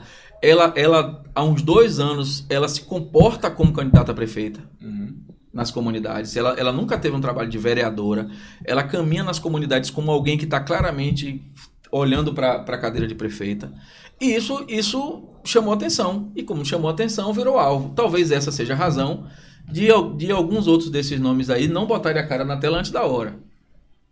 Ela botou e recebeu. E não foi nem um tiro de sniper, né? Foi um de escopeta. E você acha que ainda consegue recuperar Assim, isso? Esse tiro aí? Um passarinho me contou Isso é ótimo. que ela está com a proposta na mesa de um partido que garantiu a ela que se ela vier por esse partido, o processo acaba. Esse partido é o MDB? Um passarinho me contou. Eu ouvi falar que era o MDB. Entendeu? Então, assim... Que, inclusive, deu ruído lá em Salvador. Pronto. Quem foi que falou? Totti. Eu tô falando. Agora sim. Porque esse passarinho falou pra você, mas falou alto. Só que assim, Mas gente... você acha mesmo que o MDB Repare, resolve não, isso? não, quem falou MDB foi Totti. Olha, Pra gente admitir essa possibilidade, a gente teria que admitir que há um gravíssimo problema estrutural ético no judiciário. Exatamente. Então, a primeira coisa que a gente não pode perder de vista é isso. Então, eu não acredito nesse modelo. Sim. Mas a informação que eu tenho é que essa proposta está na mão dela. Mas eu não acredito nesse modelo. Pronto. E Agora, mesmo que trazendo para o mundo real. Mesmo que exista essa proposta. Trazendo para o mundo real. Pode ser que não eu dê acho certo. que não E se reverte. não der certo? É isso. Não, trazendo para o mundo real, eu acho que não reverte. Não tem condição. Minha sensação, eu não sou um especialista do juridiquês da política, mas a sensação que eu tenho é que, da forma como aconteceu, eu acho que, inclusive, nem vai ter tempo hábil de reverter. Esse processo vai empurrar e tal. Ainda tem um detalhe. Ainda tem mais, ela corre o risco de reverter, ganhar a eleição e depois ser bugnado. Pronto. Então, nenhum partido quer um nome com risco potencial, porque Mas depois você se não acha cancelar, que- cancela inclusive vereadores e tudo mais. Então, nenhum partido quer. Você não acha que... Agora, continuo achando que desses nomes, Sim. Olhando para a urna... Eu quero que você fale Eu vou dos falar, fatos. olhando para a urna e olhando tecnicamente para como as pessoas estão percebendo na rua, como está se comportando na cidade, o conjunto das coisas, desses nomes aí, o nome, na minha opinião, mais leve para concorrer à eleição seria a Débora. Esse nome está fora do jogo, então, nesse momento, falar sobre isso é perder tempo, porque ela está fora do jogo, o nome de Débora não se discute mais. E Teobaldo? Aí você tem os outros nomes que você colocou aí, né? Mas você ia fazer uma pergunta, eu lhe interrompi, desculpa. Ele fazer pergunta justamente nesse nicho de Débora. Você acha que como você falou, né? Que ficou com o peito para jogo para tomar o tiro de escopeta. Você acha que esse tiro, né, dado de escopeta, não foi por um erro dela do passado de ter rompido com a base, não? Porque naturalmente Se eu admitir, eu vou ter que admitir que a prefeita se vingou. Não estou dizendo que a prefeita se Não, vingou. porque se ela rompeu com a base, quem é que poderia ter feito isso com ela? A base. Não estou dizendo que foi a prefeita. Eu estou dizendo assim, que naturalmente, né, o caminho mais fácil para ela... Seria ser candidata pelo governo, você acha? Ser candidata pelo governo, já que ela foi uma das pessoas já Rapaz, dita aqui pelo secretário... Eu não tinha pensado nisso. Pelo secretário aí, Florencio. Você acha que ela seria o nome agora? Eu confesso porque que assim... eu nunca pensei nessa o possibilidade, secretário porque falou... Isso para mim é inviável. Isso é histórico. É histórico que o secretário Ailton Florencio contou aqui. Que Moema, quando saiu da prefeitura, em 2012, que foi para a secretaria lá do Estado, levou das 6 vagas, 2 vagas foi para Débora. Ou seja, Débora e o marido? Sim, para ela. Na cota de Débora. O salário vindo dobrado? Num momento difícil, né, que a pessoa está indo para uma secretaria que ia concorrer ao cargo de deputada federal, que ela ficou 8 meses na secretaria, né, e preteriu ela. Você acha que num momento desse, né, fez de tudo em 2016, montou o partido, o PL para Débora, fez toda a construção em torno do nome de Débora. Débora era realmente nítido na cidade. Cláudia Tanto que foi a vereadora mais votada. Foi nítido o apoio de Moema a Débora. Você não acha que seria a Débora realmente... Poderia ser um nome no tabuleiro hoje. A não sucessão... seria. Na minha opinião, Débora nunca seria candidata pela base do governo. Nunca seria. Porque assim, tem uma série de elementos que mostram isso. Primeiro, ela teria que estar afiliada ao partido, né? Como a gente já falou. Segundo, não é característica da prefeita dar espaço político a qualquer pessoa que possa e tenha potencial de se transformar em maior do que ela. Primeira coisa. Tanto é que, por isso que Lula Maciel está no limbo. É meu amigo, mas eu preciso dizer isso. Lula Maciel hoje não é o nome do PT, porque lá atrás foi percebido que ele era o mais preparado. Ele está colocando o nome agora. Então assim, não. Ele vai colocar qualquer um pode colocar o nome. O que eu estou dizendo ele não é o nome do partido, não é o nome que o partido defende, ou ele não é o sucessor natural, formal, porque lá atrás se identificou o potencial dele e se matou na raiz. É bem verdade que ele se deixou matar. Ele cometeu erros que ele podia não ser atropelado. Mas talvez até acreditando que não seriam capazes de fazer isso com ele foi até um pouco, talvez ingênuo, se é que a gente pode dizer isso. Mas assim, Lula, o nome de Lula para mim era um nome automático, histórico, que foi desconstruído. O nome de Débora, eu não consigo ver, olhando para a forma como a prefeita se movimenta, olhando para a forma como o partido se movimenta, eu não consigo ver o partido viabilizando Débora como candidata da base, mesmo que ela tivesse permanecido na base. Eu acho que esse talvez tenha sido um dos motivadores para ela procurar a carreira solo. Foi ela perceber que ela não avançaria. Eu não estou afirmando que era, mas... Em não sendo, você não acha que ela foi precipitada, interrompido? Eu não sei. Porque ela poderia ter utilizado da artimanha do ex-presidente da Câmara de Vereadores de Salvador, que articulou tudo, fez tudo bonitinho, e nos 45 minutos do segundo tempo rompeu, mas deixou tudo organizado. É isso, mas depende de qual é o projeto de Débora. Né? Porque assim, se quando ela rompeu, ela pensava em ter uma carreira política solo e ser prefeita, ela precisava de fato romper. Ela não seria com o apoio de Moema. Ela não teria esse apoio. Se ela pensou em ter uma carreira solo que é legítimo, ela querer ser prefeita, é legítimo. Claro. Se foi essa a razão, ela precisava de fato romper. Talvez a forma como rompeu é que alguém pode questionar. Porque assim, quando alguém fala assim, ela poderia ter chamado Moema e ter dito, prefeita, eu quero caminhar sozinho porque eu quero ser candidata, eu não estou vendo o que está se construindo. Isso seria muito perfeito e seria muito bonito no mundo maravilhoso de Alice. No mundo da política real, a gente sabe que o simples fato dela demonstrar interesse em ser candidata, ela já entra na blacklist. Simples fato. Alguém já coloca ela na blacklist e diz, opa, engrossou o pescoço ali, vamos... Já sabe que é assim. Então, eu não questiono nem a forma, nem o fato dela se desconectar, porque eu não sei as razões reais. Mas, assim, para mim, me pareceu muito normal e natural Débora trilhar o caminho dela. E assim, eu não acho que isso foi a razão. Agora, você acha que ela vai conseguir passar os votos que ela teve? Eu acho difícil. Esse poder dela... Ela não conseguiu fazer isso para os deputados. O deputado federal e estadual dela na eleição passada. Quem tem o mandato é difícil transferir o voto. Imagina sem. Sem mandato é muito difícil. Moema vai ter dificuldade de transferir os votos dela para o candidato que ela escolher. Porque junto tem a facilidade da máquina. Não, tem a máquina, mas também tem o desgaste. Também tem a máquina estadual e a federal. É isso, mas repare, assim, é porque, eu não sei se é porque eu estou acostumado com o bastidor real, assim, eu não consigo viajar muito nos metaversos. Eu consigo, porque assim, todo mundo tem medo do emprego e diz que vai votar em Moema até ela perceber que o outro candidato tem chance real de ganhar. Sim. Se a pessoa está na máquina e ela perceber que, se ela perceber que o candidato, seja lá qual for, desses nomes aí, ou até um outro que surja, de repente Totti é candidato, eu voto em Totti. Aí Totti resolveu ser candidato. Aí o pessoal pensou assim, rapaz, Totti vai ganhar a eleição. Todo mundo que está na máquina veste a camisa vermelha com 13 e vota em Totti. A galera vai analisar até o último minuto. Em 2004 foi assim com o Márcio em 2012. A galera vai analisar até o último minuto quem que vai ganhar. Se no último minuto ficar claro que é o candidato de Moema, acabou. Se ficar claro no último minuto que o candidato de oposição vai ganhar, esse pessoal todo aí sai pra rua, faz tudo o que tem que fazer e vota no candidato que vai ganhar. Então vamos lá. Inclusive deve ter essa altura do campeonato. Já deve ter secretários e lideranças do governo já conversando com os candidatos de oposição para fazer ali o meio de campo dos 3 milhas. Então vamos lá. Teobaldo, João Leão, Matheus Reis e Mirela Macedo. Algum desses 4 aqui tem essa possibilidade de aparecer e ser esse nome que pode ganhar? Todos tecnicamente têm condição, mas assim, quando a gente pensa assim, não estão inelegíveis, tem história política, estão dentro do jogo. Mas assim, por exemplo, João Leão eu acho improvável. As informações que eu tenho é de que ele não ele, na verdade, assim, a minha opinião pessoal é que nem a saúde dele não permite entrar nesse jogo mais. Eu acho que Leão já deu uma contribuição importante para a cidade. A cidade não pode ignorar a importância que Leão teve para o município. Eu acho que Lauro de Freitas é antes e depois de Leão, inclusive do ponto de vista estrutural. Mas assim, passou. Assim, não tem como voltar nisso. Ele não consegue transferir isso para Kaká. Não conseguiu na ordem e não consegue dar esse capital político para ele.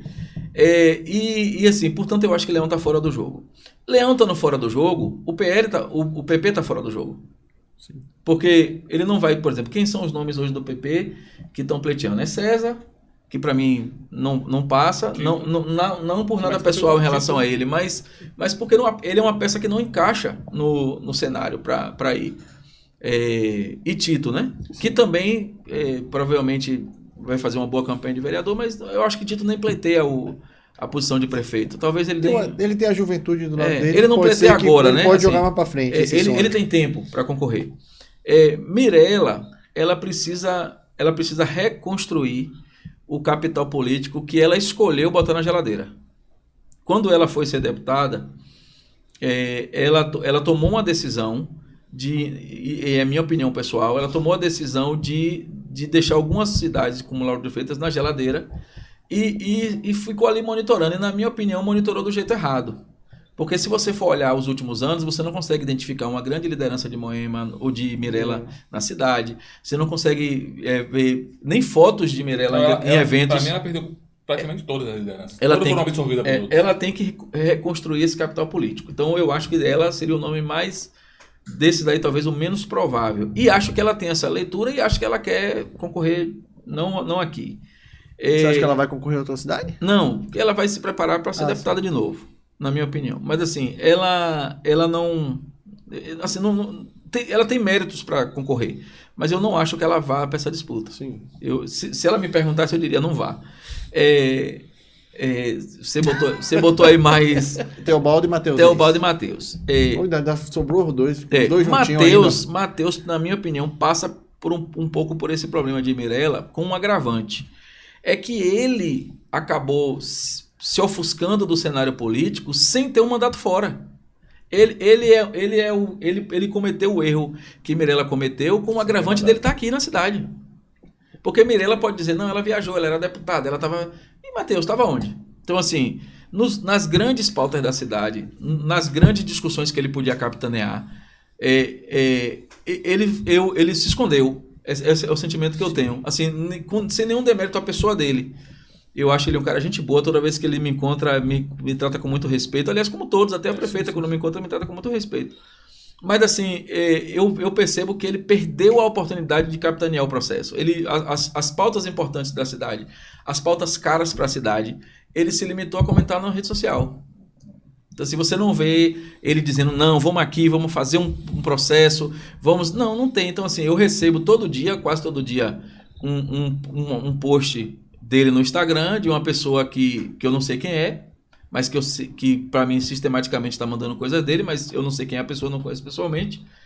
E fora esses posts que eu recebo, eu não consigo ver ele atuando em mais nenhuma outra área. Então, o povo não esquece dessas coisas. Aí, quando vai chegar, faltando 6 meses da eleição... vai aparecer dizendo, eu estou aqui, eu sempre estive aqui, entendeu? Por mais que ele esteja fazendo trabalho no bastidor, na base, que eu não sei citar, eu acho que não, mas ainda que ele tenha um trabalho intenso na base... O discurso não sustenta. Ele saiu de cena. Isso. E a pessoa que quer pleitear um cargo de prefeito, de deputado, ela não pode sair de cena. Então, ele escolheu sair de cena, e isso para ele, isso faz ele tá muito atrasado na corrida. Por mais que em relação aos outros prédios. Sim, na minha... E quem é que tá na cena? Quem é que tá na cena Não, hoje? mas assim, por mais que ele seja habilitado, por mais que o partido de repente endosse o nome dele, por mais que ele conheça a cidade, por mais que ele seja um cara legal, eu não posso dizer porque eu não tenho relação pessoal com ele, mas também não conheço ninguém que o odeia. Por mais que ele seja assim tecnicamente habilitado, ele é uma espécie de Marina Silva de Lauro de Freitas, entendeu? Assim, entendeu? Assim, aparece 4 anos, ele vem, aparece, aí depois some. E assim, isso é um erro de comunicação e de estratégia. Inclusive tem solução, viu, Matheus? Se quiser, tem solução. Mas assim, há um erro de estratégia de comunicação e de campanha, claro, e que normalmente está associado a não gastar. Normalmente a conversa é assim, se eu apareço antes, eu gasto antes. Mais. Então, como não há planejamento estratégico, o cara não vem, velho. Então só sobrou Teobaldo. Aí, por que eu deixei Teobaldo pro final? Porque, independente de qualquer avaliação tem mais política... um que esqueceu de falar, não é só Teobaldo não, nessa tabuleira aí. Leandro de Jesus. Ah, tem Leandro. Vou falar dele. Eu acho que Leandro desistiu já. Desistiu? Vou falar dele. Se ele quisesse... Eu acho que... Por que eu deixei Teobaldo por último? Porque se eu não comentar nada mais diante do que a gente falou, alguém vai entender assim, vai cair no colo dele. Porque se eu não defender e não apresentar mais nada aqui para vocês, os outros estando não habilitados, ele vai acabar caindo no colo. Porque qual é o discurso? É o que tem mais recurso. Sobrou para ele. É o que tem... Então sobrou para ele. Só que assim... E será que o grupo que comprou o porque, mercado assim, vai deixar? Como o pessoal da política é muito doído, porque o pessoal da política, principalmente da oposição, o governo, a esquerda, é mais preparada para isso. O pessoal da direita da oposição é mais doído, assim, não aguenta um beliscão. Quando a gente fala alguma coisa, já fica tudo sofridinho, doidinho, aí se eu falar alguma coisa aqui já vão dizer que... Mas bem sabe disso, né? Então, assim, se eu falar que Teobaldo não pode por causa disso, aí já vai dizer que eu sou boemista. Então, é uma doença isso aqui. Então, assim, e por falta de ouvir coisas desse tipo, que perdem as eleições. Mas, assim, eu acho que Teobaldo, ele não tem... Por exemplo, o que seria o ideal? Seria alguém com recurso, com a aprovação de partido dele, com o jeito de fazer campanha de Débora. Só que você não pode ter um mutante. Não dá para ter. Então, não pode recortar a qualidade de cada um e fazer um candidato só. Não pode. Então, o que vai acontecer, na minha opinião? Por falta de organização prévia da direita ou da oposição, que ao longo desse tempo do mandato de Moema não se juntou para preparar um nome, está mais uma vez pensando na eleição um ano antes. Porque quando o Moema ganhou a eleição, o mês seguinte, a oposição tinha que estar discutindo os nomes do projeto. E o que é que eu aprendi que funciona? Não se discute um nome, se discute um projeto, e o projeto diz quem vai ser o nome. E o que é que os caras estão fazendo? Todo mundo colocando seu nome, para depois ver o que é que mais é viável. E aí Moema vai nadar de braçada. Inclusive, só contando um traço da história, que talvez poucos saibam, a campanha de Márcio Paiva começou no dia que Roberto Muniz perdeu a eleição para Moema, em 2008. Sim. Pepe olhou para ele e fez: você é o próximo prefeito dessa cidade. E ali começou o processo de campanha. Aliás, Roberto Muniz é uma pessoa que eu tenho muito respeito. Eu fui assessor parlamentar dele na Assembleia Legislativa. Quando ele ganhou a primeira eleição com 84 mil votos, foi o terceiro deputado mais votado da Bahia, ele só perdeu para Gaban João Henrique. Sim. Gaban com 90 e poucos mil votos, João Henrique com 180 mil votos naquela eleição histórica em 94. Eu me lembro de um episódio muito singular de Roberto. A eleição acabou, ele foi o terceiro mais votado da Bahia, não era uma tarefa fácil. Sim. Ele ganhou a eleição e aí nós reunidos no comitê pós-eleição, aquela euforia de comemoração, todo mundo abraçando todo mundo e tal, ele fez duas coisas que me chamaram a atenção. A primeira delas foi, ele pegou o telefone e ligou para cada prefeito e cada líder de todos os municípios. A primeira hora de Roberto, depois do resultado da eleição, não foi comemorando. A primeira hora dele foi pegando o telefone. Inclusive, ele ligou para cidades onde ele teve 3, 4, 5 votos. Porque o nível de organização da campanha era tão grande que, pra você ter uma ideia, naquela época era possível ainda ter camisa, boné, lembra disso? Uhum. Showmício, era um inferno. 2006. Eu vi no Google. Você viu no Google, né? E aí, você pode participar desse programa, porque de menor não pode não. A gente tinha uma estratégia que era o seguinte, tinha camisa, né, com a foto do candidato, o número, e a gente colocou uma cor de cada camisa por região. Por quê? Porque a gente precisava entender o movimento migratório do eleitor. Então, quando ele estava, por exemplo, em Serrinha, e a gente via alguém com a camisa vermelha, a gente sabia que a camisa vermelha só tinha em Prado, só tinha em Coité. Então, a gente chegava no ouvido dele no palanque, dizia assim: Roberto, mande um abraço pro pessoal de Coité. Aí ele dizia: por que se a gente está em tal cidade? Ele: porque tem gente de Coité aqui, que Coité é camisa vermelha, um exemplo. Aí ele chegava no microfone e dizia: um abraço pro pessoal de Coité que está aqui com a gente. Eu: aquela folia. Porque a gente monitorava e mapeava, havia uma estratégia clara de trabalho. Então, até aquelas lideranças que ele teve 5 votos, eu me lembro de uma cidade que ele teve 4 votos. Ele tinha 8 lideranças nessa cidade e teve 4 votos. Ligou para agradecer. Ele pegou o telefone e ligou pro cara que ele leva lá. Até por irmão, quero lhe agradecer porque eu tive 84 mil, não sei quantos votos. E os votos que eu tive aí foram fundamentais, porque eu poderia ter empatado por um voto. Então ele passou a primeira hora ligando para esses líderes. Foi a primeira coisa. Depois que ele ligou, ele chamou e fez assim, chamou todo mundo numa mesa, mesmo como se fosse hoje. Ele chegou e fez assim: quantos votos nós temos? Aí todo mundo, 84, porque tinha a galera que trabalhou, quem trabalha na política fala assim, 84 mil, o Peru fala 84.300 e, né? Aí teve gente que deu o número exato, ele disse: negativo, nós temos 0.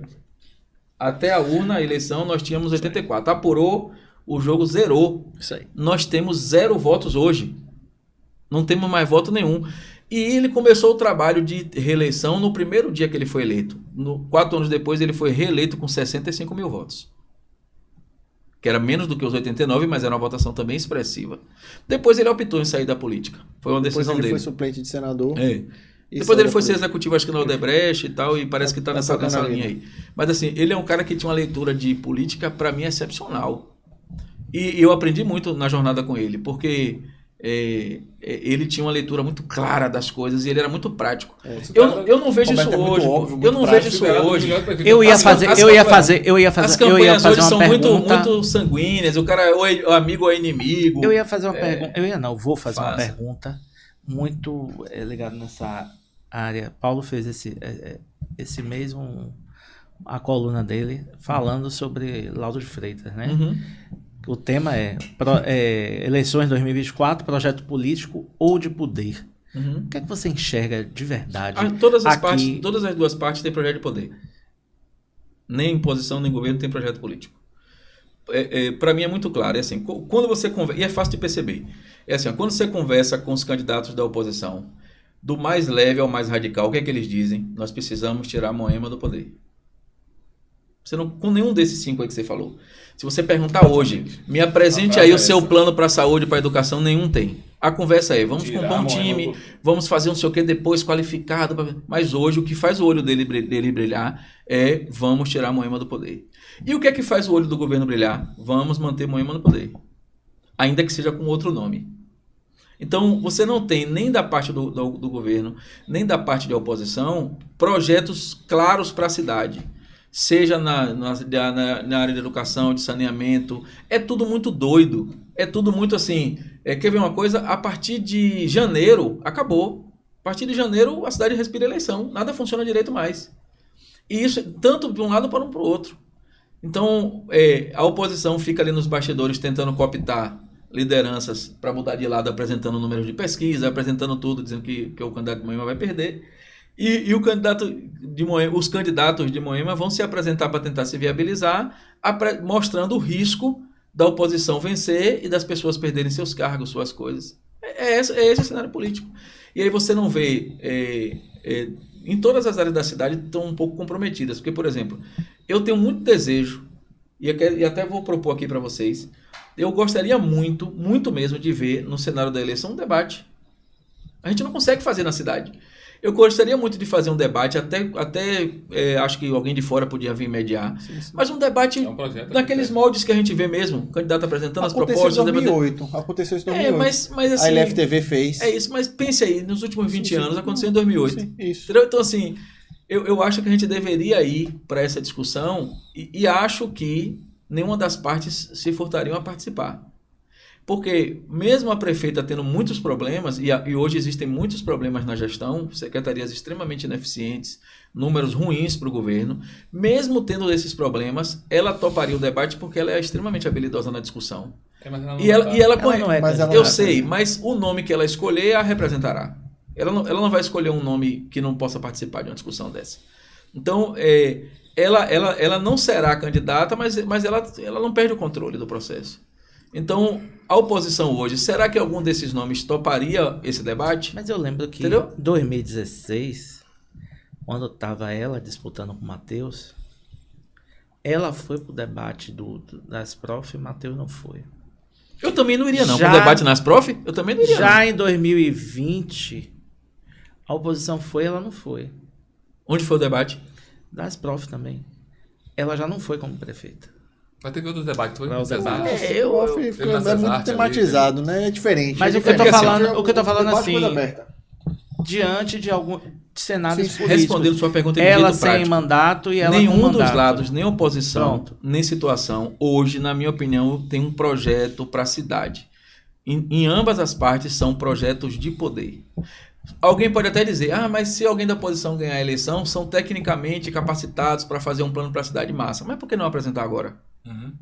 Então assim, mas o governo, se o candidato de Moema ganhar, ele vai montar uma equipe técnica e vai fazer. Mas por que não apresentar agora? Sim. Por que não apresenta agora? Porque ele não existe, não tem o que apresentar. Hoje o cenário é totalmente focado na urna. É focado em como cooptar lideranças, é como fazer a conta dos votos. É aquela coisa assim, tem 10 mil funcionários na prefeitura, então vezes 2, o candidato de Moema já começa com 20 mil votos, porque essas pessoas não querem perder. A conta é assim. Você não tem assim, não, peraí, na saúde, nós temos problemas graves. 20 mil vezes 2,5. Não, é porque assim, 10 mil talvez seja o número oficial, aí você tem... 20 mil vezes 2,5. Não tá muito longe, não. Eu admito essa possibilidade. É isso mesmo. De 20 mil vezes 2,5. Eu perguntei pro secretário de administração, que eu falei do número, ele não se assustou, não. Quando eu falei 20 mil aqui... Ele não confirmou, mas também não se assustou. Também não se assustou. É isso, é porque assim, enquanto a gente não... Só de cuidadora nas escolas públicas hoje, aqui ele até falou assim, é como se gasta o dinheiro. Ele falou, as cuidadoras, são 400 cuidadoras na escola. Então, assim, só isso aí você tira, assim, 400 cuidadoras, cada uma ganhando 2 mil. Você tá falando de 800 mil na folha mensal. Então, assim, não assusta a quantidade, assim, não, porque você quer ver uma na coisa cabeça do governo PT, assim, eu estou com mais funcionário porque eu estou acolhendo mais a população. Não, essa é a cabeça do e essa galera governo. que tá aí, ela sabe que faltando 3, 4 meses, vai ter uma demissão em massa Sim, para poder bater a média da folha. Sim. E o cara tá dentro desse jogo sabendo que vai ser assim, mas quando chegar lá faltando 3, 4 meses, ele vai xingar, vai reclamar, vai bater na porta da prefeita pedindo ajuda, porque ele sempre acha que o caso dele vai ser tratado de um jeito diferente. Sim. Então ele não consegue olhar para o todo. Quer dizer, durante 4 anos, a cidade foi sugada, as secretarias que podiam funcionar de um jeito melhor não funcionaram. Essa pessoa faz parte disso e ela acha justo, depois de 4 meses, a folha ser limpa para poder bater uma média, e ela acha injusto que o nome dela seja um dos que vai sair, apesar dela não ter contribuído em nada durante os 4 anos. Então, assim, eu estou falando aqui porque é o governo que está em questão aqui, mas poderia ser um outro. Apesar de que o PT é bem especialista nessa parada dessa coisa da folha, esse negócio dessa... Como é que chama aquele negócio que é uma associação que contrata o povo? Como é o nome daquilo? Uma cooperativa, que é um modelo bizarro, mas tá aí, né? Tá então, aí, então assim, tá aí. Então, e não sai no índice. Então, o cenário é triste. Assim, o cenário para a eleição é ruim, porque... Está mais favorável aqui, a oposição, a situação hoje, no momento de hoje, está mais favorável ao governo.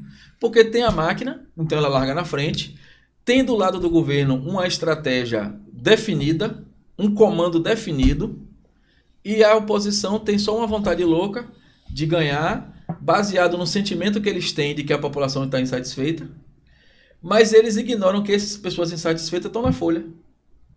Então, assim, não precisa ser muito inteligente. É só olhar o cenário e entender que a oposição não está sabendo jogar o jogo. E compreender também que eu, que não sou político, não sou candidato, estou conseguindo enxergar isso, e a gente está conseguindo enxergar isso aqui com clareza, a pergunta é, qual de nós 4 aqui já participou de uma reunião da oposição para dar uma consultoria? Nem... Por quê? Porque não ouve, não quer saber. Agora, Subião, você acha também, por exemplo, existem as pessoas que estão no governo, segundo as suas palavras, e que estão insatisfeitas. Essas pessoas, né, e muitas pessoas também que estão satisfeitas com o governo, não são as pessoas que participaram ao longo desses 20, 30 anos de todos os governos daqui de Lauro de Freitas, não, que não estão realmente interessadas de mudança de nada. Existe o profissional de prefeitura. Aí são os efetivos, os concursados. Tem os concursados que de fato exercem a função e foram concursados e trabalham pra caramba. Aliás, provavelmente esses são os únicos que trabalham. Continua lá, pela competência. Pela competência. Esses concursados que estão lá pela competência provavelmente são os únicos que efetivamente trabalham. A secretaria só existe por causa deles. Tem secretarias que tem 20 funcionários que rodaria tranquilamente com 4. Então, assim, esses 4 provavelmente são os concursados, são os comprometidos. Tem aquele cara que é profissional de prefeitura, que não importa para ele quem está no poder, desde que ele esteja. Então, quando ele vai ali, ele carrega água no cesto ali para a prefeita. Se ele perceber que a pesquisa está... Você acha que um proporcional não seria uns 40% aí, não? Do que está hoje em dia? Do efetivo da prefeitura? 40% do efetivo da prefeitura, que é efetivo. Do quadro? Não, do quadro. Efetivo no geral. Quadro. 40% o quê? São esses que se movimentam? Talvez até mais. Agora, assim, é um número grande de pessoas... Assim, ó, é porque tem gente que não gosta quando fala isso, mas assim, ó, tem secretário que quando assume a pasta, quando Moema ganhou a eleição, que ela montou o quadro de secretários, tem alguns secretários que tomaram posse com a mala reserva pronta em casa, esperando chegar 2024 a campanha para decidir se ele vai ficar com Moema ou não. Tem secretário que começou o jogo assim. Ela sabe quem são, eu imagino que ela saiba, e ela sabe quem são aqueles que ela pode contar por ideologia, aqueles que não largam ela de jeito nenhum, mas elas sabem aqueles que estão ali no jogo pela conveniência. E esses estão prontos e já estão reunindo com suas lideranças para dizer, ó, estamos aqui, somos Moema até o fim da pesquisa. Quando sair uma pesquisa dizendo que Teobaldo, que Mirella, seja lá quem for, tá no jogo e vai ganhar, então assim, você quer ver um exemplo? A Lauro de Freitas aconteceu um negócio que é esdrúxulo demais. O governador do PT ganhou, o Moema ganhou e a Semineto teve mais voto aqui. Aí você pergunta, como é que a Semineto teve mais voto aqui? Você não via na rua a pessoa dizendo, tô com Neto. Não tinha tô com Neto na rua. Não tinha. Só que essas pessoas não queriam Jerônimo, por várias razões, óbvias inclusive até, não queriam Jerônimo, mas não podiam dizer que era Neto, por causa do jogo municipal. Então o que é que elas fizeram? Entenderam que o voto é secreto, foram lá e votaram 13 e votaram 22, não foi, sei lá, 44. 44 lá para Neto. Então, esse é um cenário esdrúxulo do ponto de vista político. O Paulinho é um especialista, ele pode comentar isso. Quando você vai fazer uma previsão de análise de cenário, dificilmente alguém prevê o Neto ganhando em Lauro de Freitas. Mas por que ele ganhou? Porque a política não é só o papel, ele é o mundo real. Sim. Moema sabia que Neto ia ter mais voto aqui. E Moema, inclusive, teve secretários dela que fizeram campanha e que não pediram Então, mas abertamente para Jerônimo. Eu nunca perguntei isso a ela, mas eu tenho certeza que ela sabia que Neto ia ter mais voto que Jerônimo aqui. Mas, isso foi o reflexo da boa administração de Salvador. Reverberou não só em Lauro de Freitas, mas em todas as cidades ao entorno de Salvador. Mas onde foi não que acredito nisso, onde foi que Neto perdeu na região não. aqui? Peraí. Diga, onde Região Neto perdeu. metropolitana Se foi fala melhor. cidade que Peraí, perdeu na vamos região pegar sua metropolitana. lógica. Vamos pegar sua lógica que reverberou a gestão de Salvador. Vamos lá. Então votaram mais em Neto São aqui. pessoas que frequentam o tempo todo Salvador Mas e peraí, voltam para peraí, casa. peraí, E vê a mais diferença. Salvador. Vamos construir aqui a lógica da sua afirmação. O povo votou mais em Neto porque entendeu que Neto fez uma boa gestão em Salvador e queria isso para o governo. Exato. E eles não queriam isso para a cidade? Não entendi. O candidato que Neto apoiou aqui não teve mais voto? Por quê? Sim. Em Mata de São João. Qual Quer dizer, candidato que Neto apoiou aqui? Qualquer um que não fosse do PT. Mas Neto A apoiou lógica já. é isso, mas a lógica é, peraí, se eu quero Neto Neto governador, não entra de por cabeça que na eu vou campanha Lauro de manter a Freitas? gestão do PT? Porque se eu entendesse que a gestão do PT era boa, eu votaria em Jerônimo, não em Neto. Então como é que o povo vota em Neto achando que Neto é bom e não traduz esse voto para o municipal? Porque a máquina e a operação no municipal é diferente. É isso, mas É completamente diferente. É a folha. Então essa coisa A tal da folha. É isso. não, a galera gostou porque queria Neto porque é de Salvador. Quem vê isso é quem mora em acho que Pitanga ali, não olhe lá, e olhe não lá. rola essa história aí, não. É.